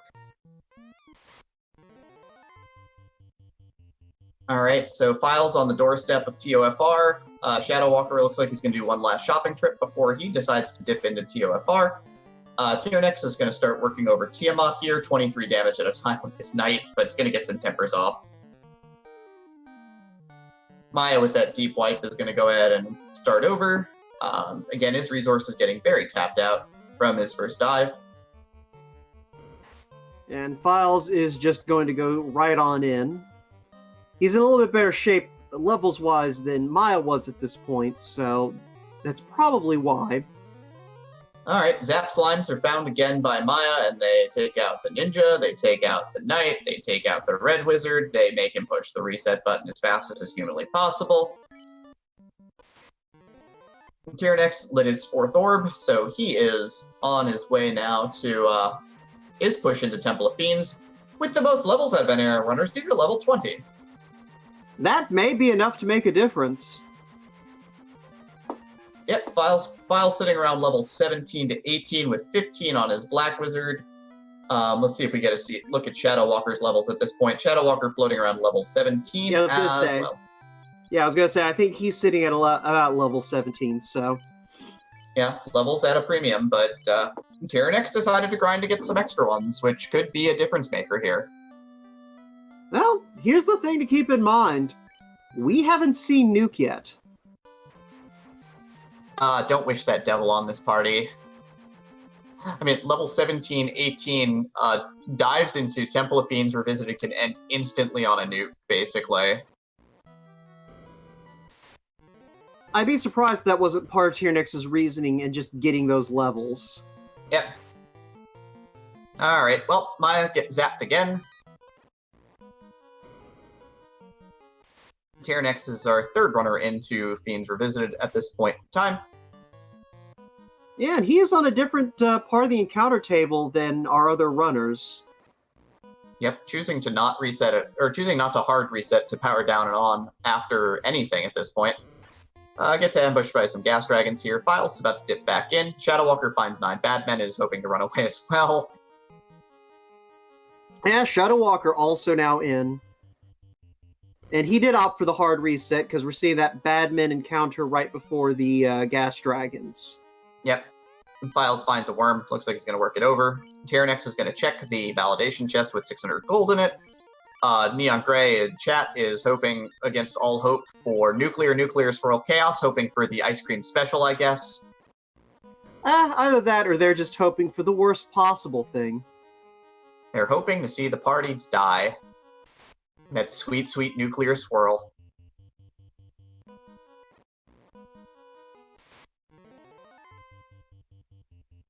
So basically, everybody's pretty tired of encounters at this point in time, and they're running from pretty much everything here. Well, from Maya's perspective, he at least knows that everything through Kraken 2 is manageable at the levels he's at. Mm-hmm. Fiend-wise.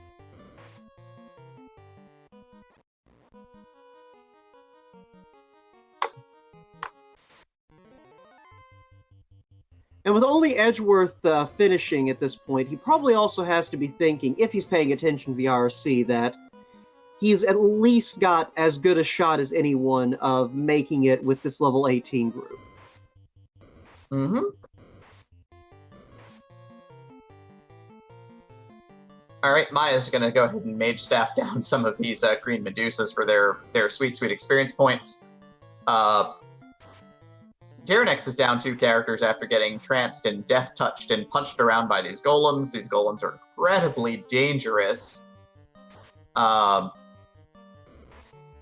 looks like they're just going to continue laying waste to his party.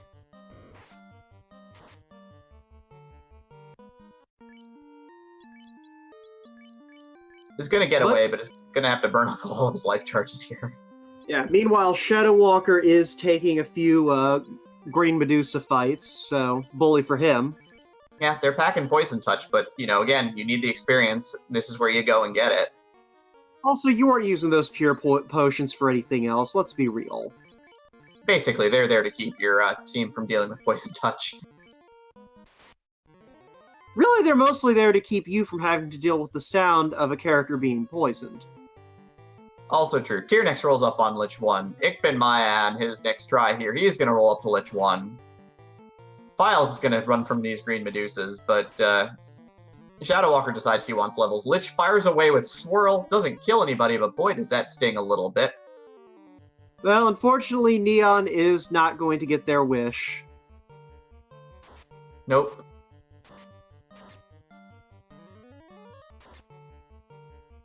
This TOFR is reminding us of the eternal truth of this particular randomizer, which is we make so many gambles that we always forget when we're gambling. But Red Wizard down for Tyranix, but everybody, we are having the highest of high fives on Lich here right now. And with a Fade cast, Tyranix is going to be the first out of this Lich fight.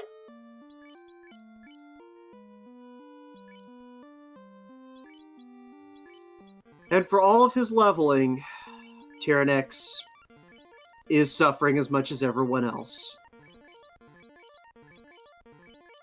Yep, Files is going to pull Lich 1 here as well, so everybody's there, standing on the same tile, in the same temple, all together.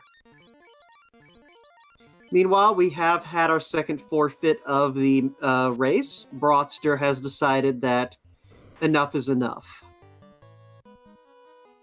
Yeah, the seed's not been the most friendly seed to our runners, certainly, but we're going to see these four runners all push through, hopefully on this dive. Yeah, I like their chances. Yep, 3 runners on the fire floor. Lich firing out with Bane, taking out the 2 mages at the bottom there, so that's not the greatest of starts, but the buffed up knight decides to cut through Lich like he's not even there.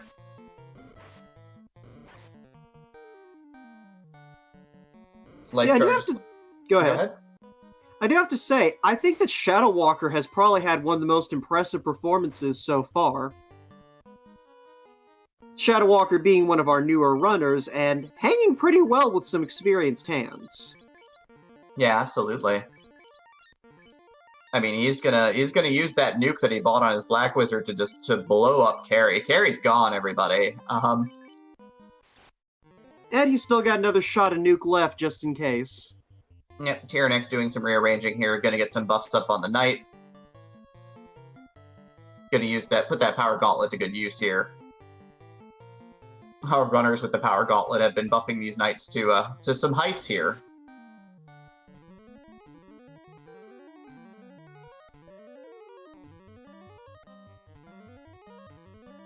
And go ahead. I was going to say, with that, Shadow Walker has pulled into a slight lead over the rest of our restream here. Yeah, not even finding lobsters or the really dangerous sea trolls with Blaze here, just getting some runnable waters that are punching for 60 damage, but that's, something you can really deal with.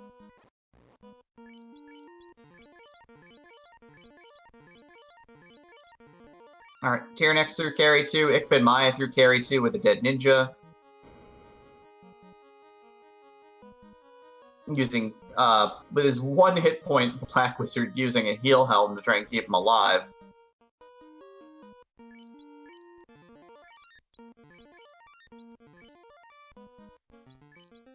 Alright, and looking over, we do have a second place finisher now. Ali Gerbrap has finished in second place with a time of 1 hour, 49 minutes, and 5 seconds. So good on you, Ali, one of the best trackers in the community, if not, as I always like to say, he is the best in the business, let's be real. But GG to you.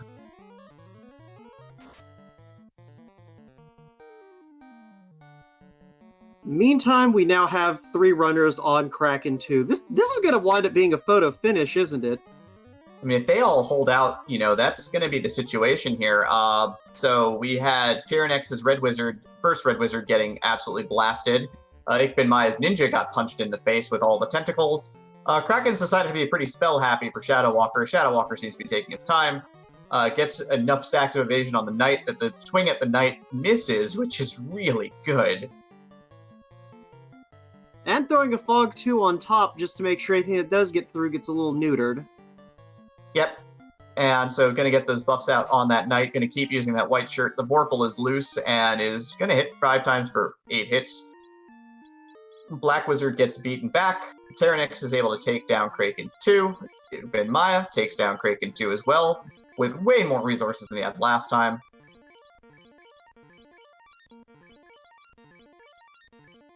And Files goes ahead and pulls Kraken 2 as well, as we're all pushing on to Tiamat's floor. Shadow Walker is through as well.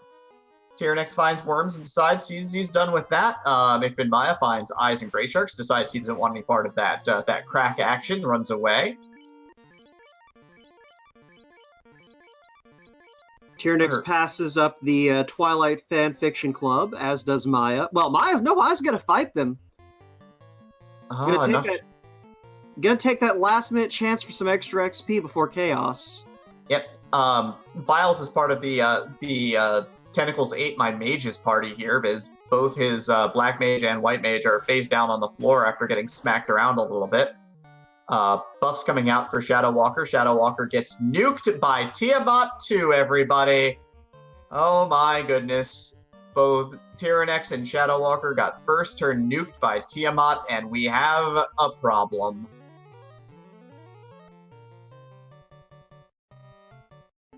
But we don't have the problem. Maya and Files are about to have the problem. Alliger Brap is rating this channel now after his big second place finish, so thank you so much, sir. It's Nuke, it's Zap, it's a problem for everybody. Tyrannix, though, with the extra levels, still has 3 characters standing. Shadow Walker is on solo Knight and trying to buff up that Knight as fast as possible to get a kill. Maya just gets driven back by that nuke, 2 characters downed, while he's still in the process of getting buffed up. Oh. And Shadow Walker takes a death to Tia 2. Tyrannix is through Tiamat, though. Yeah, with those extra levels, a little bit of extra magic resistance, some extra hit points. Had just enough gas to get on through that early nuke. Shadow Walker is deciding to grind, and Shadow Walker is making a rookie mistake here. You don't get encounters on the bottom tile of an internal room, so somebody could just push him up a row. I'm trying, but I can't do it. There we go.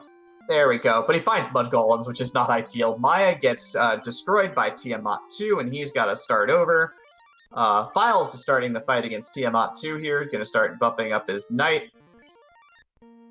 But more importantly, Tyrannix is about to pull Chaos.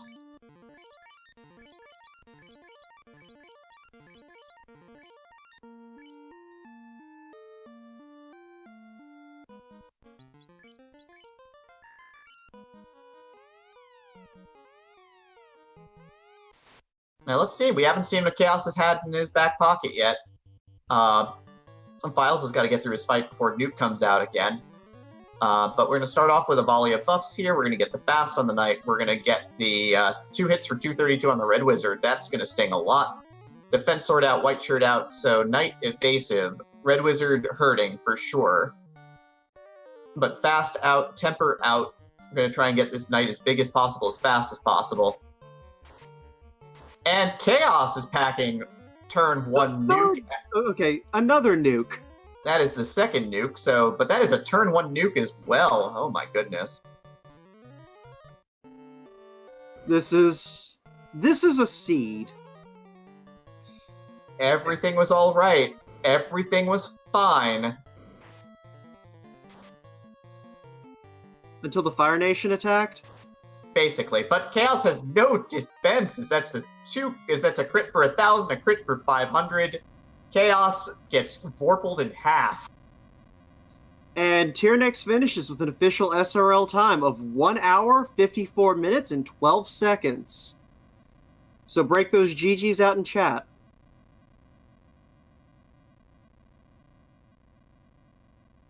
Yeah, but the Chaos has very little absorb and just got crushed down there. Tried to get the nuke off, but Tyrannix's levels hold true, had the full party there, and even though all of his mages got torched all at the same time, had enough buffs on his Knight and enough evasion on his Knight to avoid the melee attacks and swing back for the kill. Files got through Tia 2, and he is now about to go ahead and pull this paper chaos, but hopefully he's got himself some healing here to keep his party from getting nuked away pretty fast. Ikbin Maya, of course, while in the process of going down deeper, has found the Mud Golem Dance Party, and that's not a good look. He has to reset again. Yeah, Shadow Walker's still, unfortunately, running against that interior wall. All right, Chaos leading out with Nuke gets rid of the Black Wizard instantly. Both other mages still standing, though, so some more tempers are going to come out here.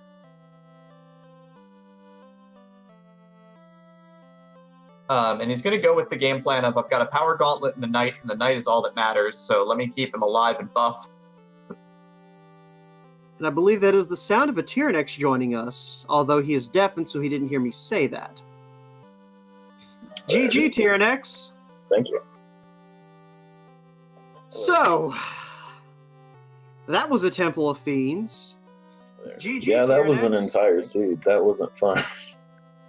That was a tricky one. That was a Temple I think you might have stream audio piping seed. in. That wasn't fun. That was a tricky one. Okay. Is that better? Ooh, I Here we think go. you might have...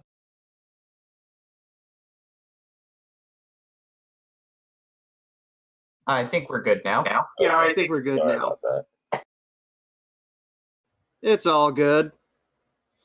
But yeah, no, that was a thing.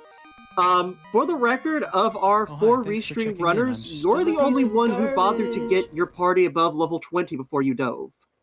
Yeah, I just felt like really when I hit on those blue dragons for a bit, I was like, there's no way with the gear I have and the spells I have, I can do this at like level 17 or 18. So I decided to take 5 minutes, and the blue dragon was pretty easy. I'd been like throughout the entire seed looking for something just to beat on that was a little easy, but really the blue dragon, like the zombie dragon, had thunder. The Agamas had a lot of health. I couldn't really find anything to try to grab some levels on, and everything just sucked in that seed. Yeah. And for the record, while you were speaking, Files managed to finish with an official time of 1 hour, 56 minutes, and 42 seconds. Edge is a monster if he beat this in an hour, less than an hour 40. I mean, he's kind of a monster. We knew that already. Yeah, I mean, he's the champion. Yeah, absolutely. I mean, there's a reason why he won the tournament. He is real good. But, you know, not just all about him. You know, you had a fantastic run, too. I think the leveling was really sharp. I liked the play. Getting to level 20, definitely. I think you bailed your bacon out against that first turn nuke coming out from Tiamat 2 and the first turn nuke from Chaos. Yeah, and I got really lucky on a couple of those. I think like my white mage got like golems on the earth floor, just barely got away from those. It was tricky all the way around, just like no really good AoE magic. And did anybody find the master of the X-Cal? Not that we saw. Nope. Everybody's been doing it with the Vorpal or the defense sword at this point. Yeah, I mean, I knew the Vorpal would be enough. I mean, I'm not like one of those hardcore Team Vorpal guys, but with a power bonk and 15 charges of temper, I knew I could probably get the job done. Yeah, their Ternan just finished. That's good. Yeah, Tarnin sneaking in just under the 2-hour line. 5th place, 1 hour, 58 minutes, and 58 seconds. So good on you, Tarnin. Nice run overall. But any final thoughts on this one, Tyrannex, before we wrap you up and let you go? Oh, no, I mean, it was a fun one. I mean, we'll be here next week at Thursday, same time. We're going to let Edgeworth, because he won, he'll kind of pick the flags a little bit. We're going to try to keep it within the Swiss a little bit, but, for time constraint reasons. But he'll have the choice of adding incentive locations or adding incentive items, which we can do in the randomizer just to kind of freshen it up a bit. It doesn't matter what you roll, he'll finish in 130, so. All right, That sure was a seed. Have a good one, guys. Take care. Files, GG. GG. So, how about those first round nukes? I came in so underleveled. I don't know if you guys saw, because there was 4 up on the restream, I'm sure. But like, I looked at my menu when I walked into Temple of Fiends or visited. I'm like, I'm level 18. What am I doing? I think my fighter was level 16. You all were underleveled. Like, Maya walked in with a level 15 party to Temple of Fiends, and then, like, did a few loops through the first few floors just to get up to 17. Yeah, and I debated doing that, but man, if there was ever a seed to not over level, it's this one. I mean, you've got level 1 temper, 2 fast casters, the defense sword. I mean, you had everything you could possibly want to make an underlevel Temple of Fiends Revisited work. So I decided, I mean, Edgeworth just finished, so like the best player definitely got done right before I entered Temple of Fiends. I'm like, all right, if I want to try to beat the rest of the pack, it's time to go balls out. Yeah. Oh, and newcomer, Girl Drink Drunk, finishes with an official SRL time of 2 hours, 1 minute, and 16 seconds. Yeah, that's awesome. Someone completely nude goes ahead, and I mean 201 on this particular seed, the way it was going, is a pretty good showing. Yeah, this seed had a lot for everybody. Terrible offensive magic early on to start. I took the time to go all the way up to Provoca, just hoping and praying there'd be something good at level 2, and all the level 2 magic was garbage. Yeah, I was mentioning that was probably the play that everybody should be making with no great magic at level 1 and, Astos on the table and a couple of other things on the table. And it was like, oh, there's nothing at level 2 either. Yeah, my nightmare was that, the Astos crown chain was going to lead to something important, but I just kind of noped out of Astos, even though you could have fought him early because of just no magic, no offense. Yeah. And dipping into Ice Cave first, severely underleveled, ended up being the play. Yeah, Tyrannex and Maya actually were able to clean out Astos on that first pass. Oh, nice. Yeah, I bet Tempered Stacks. I mean, Tempered Stacks will take care of most anything. You just got to be able to hit him. Yeah, I mean, it took him a little bit, but they both managed to knock it out. Probably what slowed Tyrannex down the most was just he opted to go ahead and do all the keylock chests before diving ice. Oh, sure. That's a lot of overworld walking around. Yeah, absolutely. And I mean, I don't think I blamed him at that point with no magic. It was just like, let me try and get some gear before I make that dive. So, an understandable play to be sure. So, oh yeah, when the magic doesn't pay off, you really have to consider your options and what your party composition is. And we don't have the offense to like push your way through the unrunnable fights that you don't necessarily know are going to be bad. Taking the time to look for items or casting items or something is definitely, you can't ever fault anyone for that. So here's the real question: do we actually have to respect Lich now? Well, see, he just had a lot of absorb. Like, I didn't see a whole lot else from him.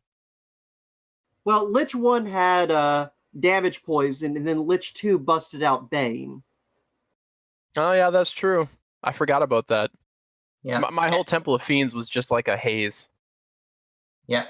Lich 2 breaking out with Bane and Swirl. Carry 2 was probably the least dangerous of the 4 Fiends. Kraken doing the Kraken thing with the 500-point melee attacks, so just one-shotting everybody. Well, that's just Kraken, like, no matter where he is or what he's doing. He's always doing that. I mean, but he does it so well. Hashtag Kraken things. And then, yeah, all in all, it was just a fun seed, I think. Nothing particularly insane in general, just a lot of terribleness spread out just thin enough to make it interesting, I guess. Just a really good showcase. Like, if you enjoy the Swiss style type of seed or type of flag, this is a fun one to play, I think. Yeah, I think that personally, your comment summed it up the best on SRL. that was the most fun seed I played in a while. Maybe it's time to come back more often. I absolutely agree with that last part. You should come back more often. When work is a harsh master, but I will make it back as often as I can. You I mean, better. I respond to threats. Mono threatened to do things to me if I didn't play the weekly. So Yeah, and of course, starting up on Saturday, we're going to have we're going to have a race style asynchronous seed, so you can run it at your own leisure and go ahead and get some more experience racing with the community on some seeds that are designed to be tournament friendly. yeah, should be a good time. Well, that's it for me. So have a good night, guys. I do have to peace out. All right, enjoy your evening, Files. Thanks for jumping in. Yep, have a good night, guys. Take care. And it looks like in the interim, Ikbin Maya has decided to tap out after Kraken 2 has done the business end of the business to him once again. I think he has seen enough tonight. Shadow Walker is seeing the seafood party down there and getting blazed for his troubles. His Black Wizard is face down as well. And it looks like that was the square before Kraken 2, too. Which I guess if you got to take that fight, it's better to take it before Kraken is a problem than after. Absolutely.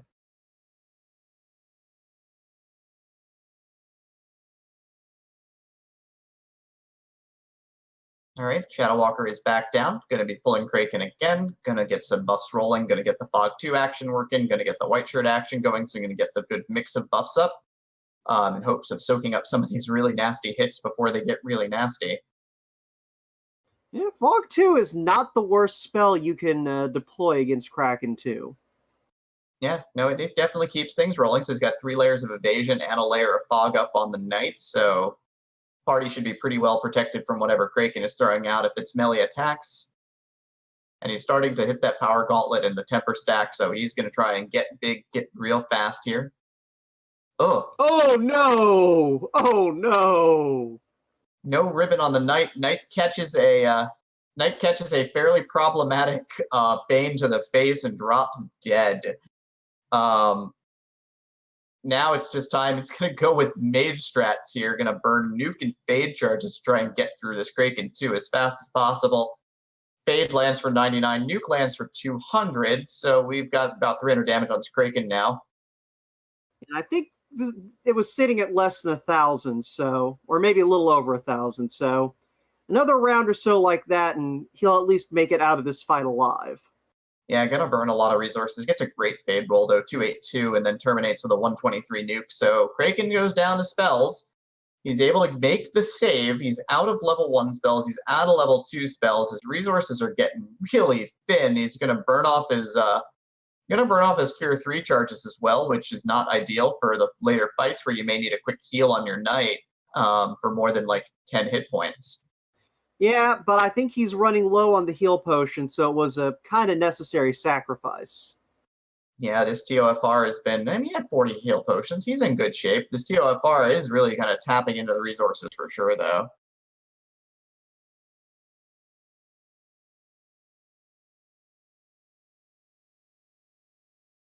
He does get the first strike against the Vampire Pack, though, and decides to say, yeah, I'm good, and walks away. Yeah, considering his research situation, that was the correct move. Yeah, so I'm going to try and buff up the knight. This time the knight has a ribbon, so in case of major troubles, it's probably going to survive, but we do have to get through turn 1 nuke here. And accidentally using the ribbon which was in his power gauntlet spot. Yeah, he rearranged to get that ribbon in place, and his muscle memory was good. That is the end of the Red Wizard as well. All right, but with the ribbon takes 19 damage from that fire spell.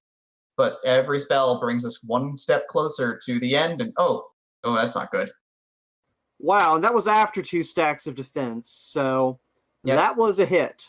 Yeah, critical strikes ignore that evasion and ignore your absorb, so it's just you roll a critical and you die. Yep.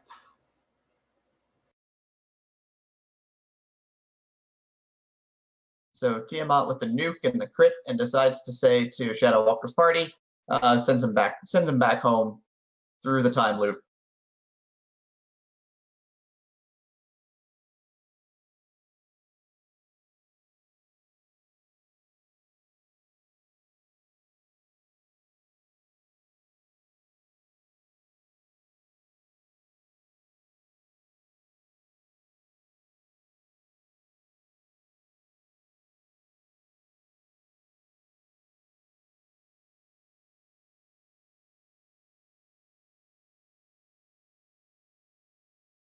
Yeah, I didn't quite catch a glimpse there. What level are we looking at in Shadow Walker at this stage? He's at level 20. Okay, so he's at least in the ballpark necessary. Yeah. I mean, again, dealing with first turn nuke and dealing with your resources getting tapped out quickly. A little surprised that our runners didn't grind a little bit more. A lot of the runners I think did finish around level 20.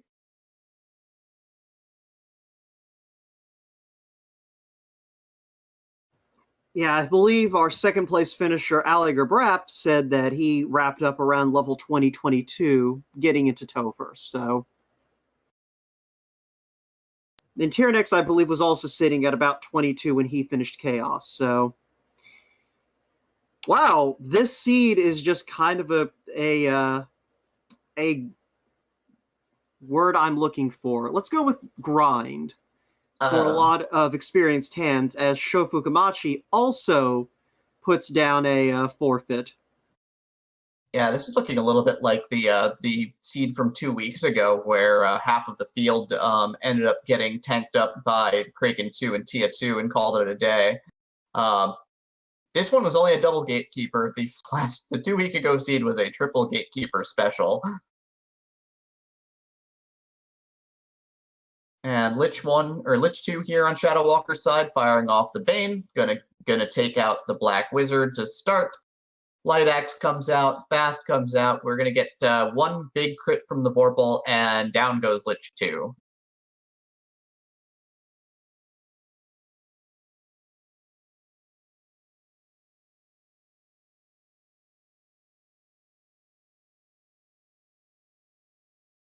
All right, and so we've got a fire ambush, so going to slowly drain out Shadow Walker's resources here as he tries to run away. He's going to have to take 8 melee attack for his troubles first. Yeah, but it's better than burning through resources, taking more. And then there's a bunch more of those. Yep, another another 7 melee swings for his trouble. So he just took 15 swings from those fires and is going to patch up the party. Yeah, he's definitely doing better on heal conservation this go round, though. I think last time he burned through a lot of those before he even reached the water floor. So that's going to go a long way in keeping his party up.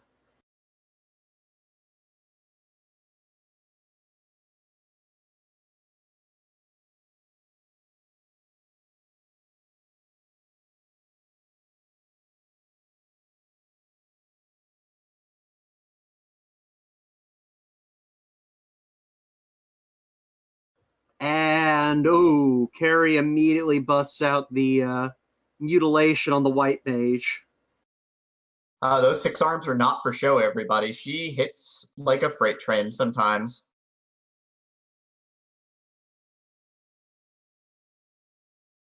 All right, but getting a little defense going here. But the Vorpal's going to do the work necessary. Big 5-hit crit. Goodbye, carry. Shadow Walker is going to push through to Kraken 2 yet again. Yeah, and like I said, this time, though, he's got plenty of healing in the tank. Absolutely. And so he's good on resources, good on running away, has life charges, has the 2 ribbons, so he's in great shape there. And gets the first strike against the waters and pails out as fast as his legs will carry him. Never underestimate the value of good menuing, folks.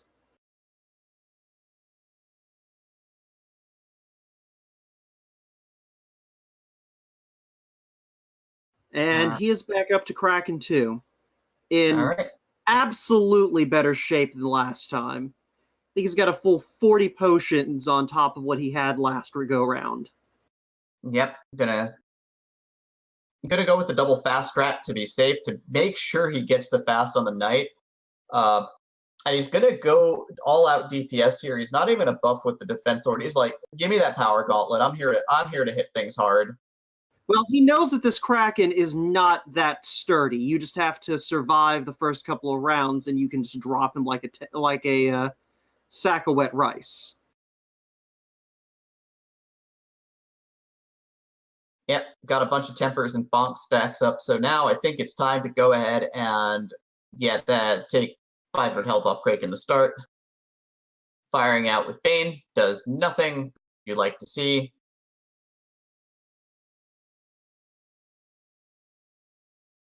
Yeah, continue to layer on those white shirts just in case he needs that little extra defense. Yeah, White Wizard taking 95 damage from that last strike, which is, basically standard damage, so none too worried there. I'm gonna patch up the party real quick here. And he's on to the nuke floor. Well, the first nuke floor, but he doesn't know that yet. He finds the unrunnable airs on this push. That's not fun. All right, well, we'll check back in 3 minutes for when he gets to Tiamat 2. It's gonna burn off fade charges and nuke charges here. I think he's tired of this. He's seen enough, everybody. He wants out.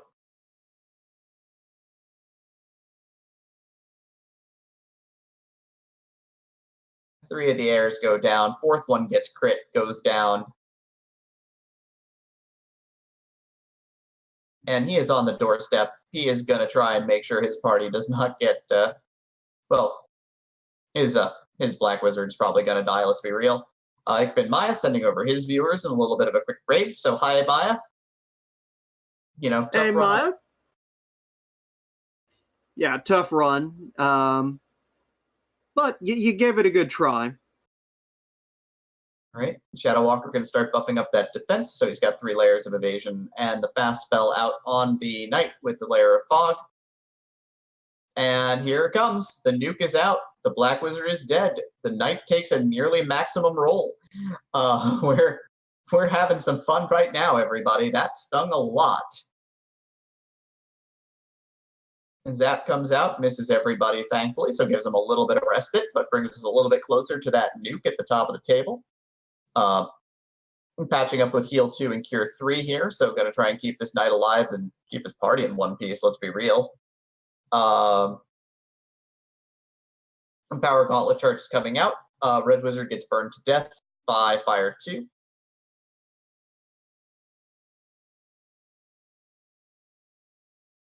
Gonna cast Fog 2 here, gonna make sure the defenses are sturdy. As he starts to do some work with that Vorpaled up Knight, but boy, did that one more crit from Tiamat, down will go that Knight. This is a dangerous spot. Gonna start using Cure 2 at this point, kind of running out of options. Yeah, I mean, this is definitely not a great situation. Fortunately, Tia doesn't follow it up with a second crit, so the Knight has a chance to recover. Yeah, I'm gonna start swinging away now. Another crit for 328, so he's hurting Tiamat for sure, but it's got a little bit more hit points to work through here. More evasion going up. Just to be safe, Stop is going to whiff on both the ribbons. Does not get a crit with that Vorpal swing, hits for a whole whopping 95. Lit 2 coming out. I think we saw 2 Fire 2s, so things are getting dangerous in a hurry here.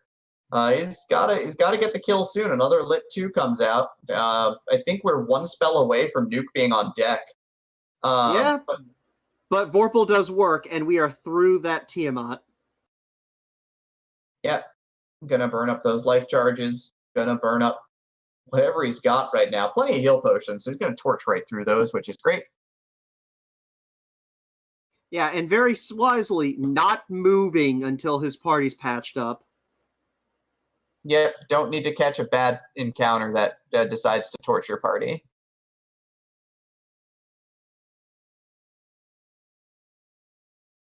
Yeah, and as the helpful robot in chat is pointing out, do be sure to follow these runners, everyone. They have done very good work on a very difficult seed.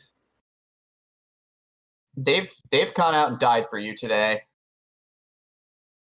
Oh, they've died so many times. And Shadow Walker is going to have to deal with one more first turn nuke from the big boss himself.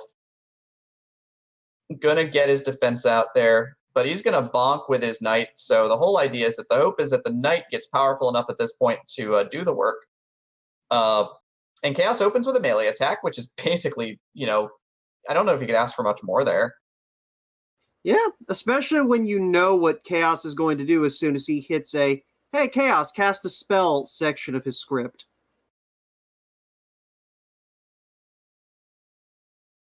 And here we go. 2 wizards down, 3 wizards down, knight down to a third of his health pool. Cure 3 is going to come out to try and bail the party out here, so he's going to cure up his knight real quick, get up to about 223. And Chaos is going to miss off of that defense, the 5 for 523 crit special. Again, though, the knight was all that mattered here. Another 500-point crit, another miss. And looks like, we RNG looped that one. 3 hits for 523, 525. That was 3 hits for 523 each as we RNG looped. And Shadow Walker is done.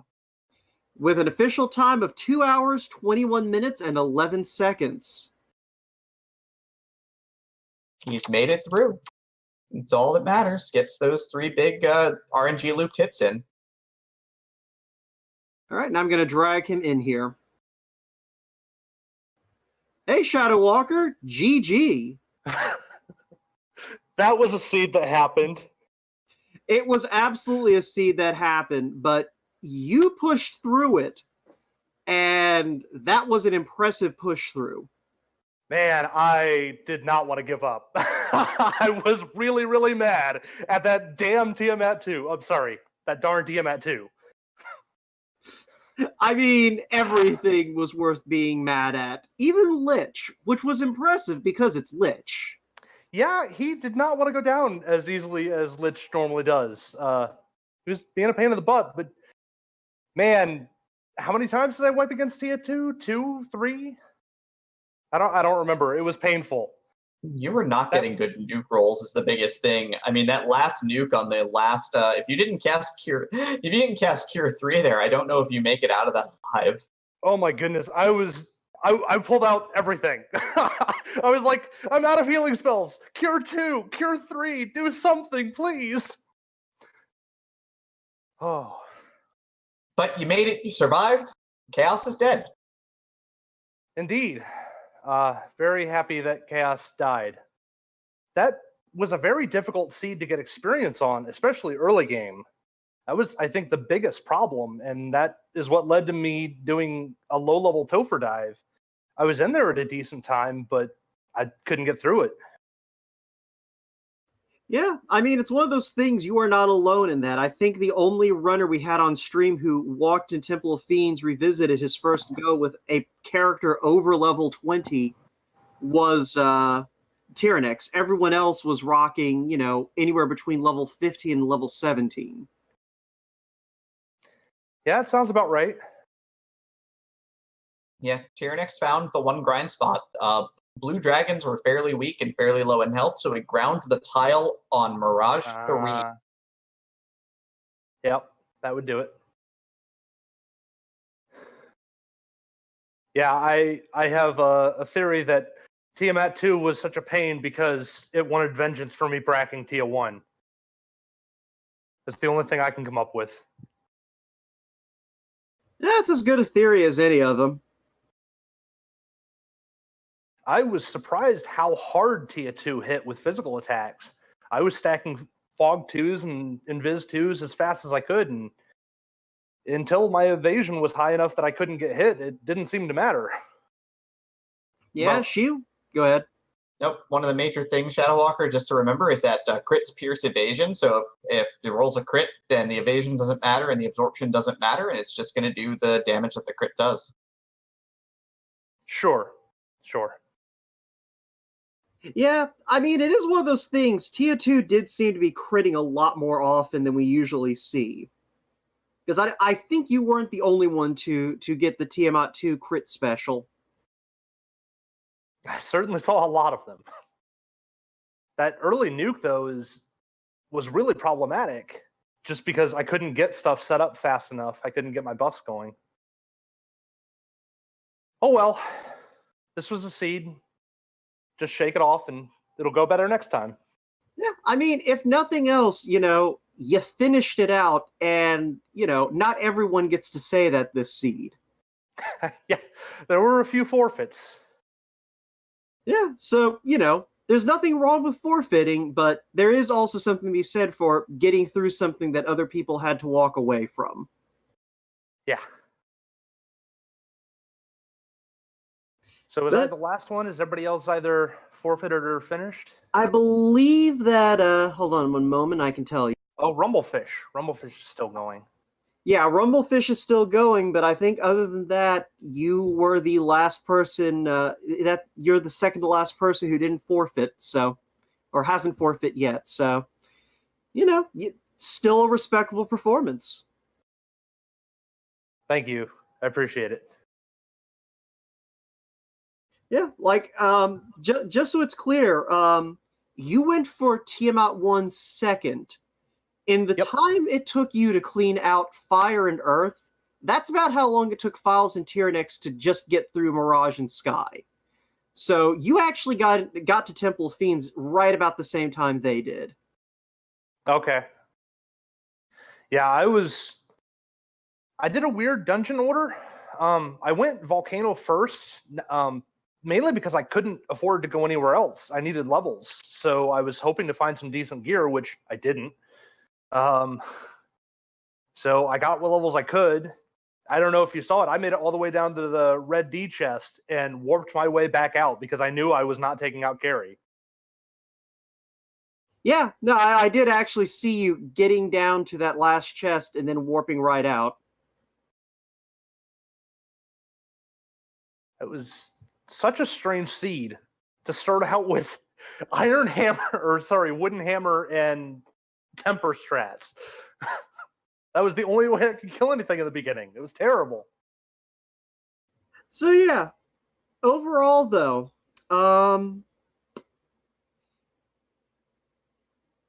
you did good. I think you're still allowed to participate in the newbie races. I don't think we're going to make you stop doing that quite yet, but yeah, I ended up helping to commentate the last new player race, and that was a lot of fun. I don't know, I'm 50-50. Like, I wouldn't mind being in on some of the new player races still, but at the same time, I wanted to get my feet wet in a race that was going to have some people that were not new. And I think this was a terrible seed for that. But, oh well. Oh well. In any case, we are getting the hand motion across the neck from Minochi, so we probably need to go ahead and wrap it up. Any final thoughts, Shadow Walker? Not really. It was a bad seed. Bum luck.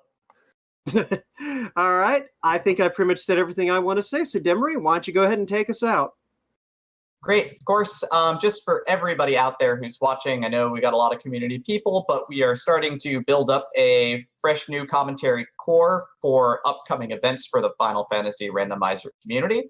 So if you're interested in coming out and tracking or helping out in any way, please let us know. We're under we've got some old leaders and new coming together to really see what we can do. So please come out and support us. And if you want to join the team, please let us know.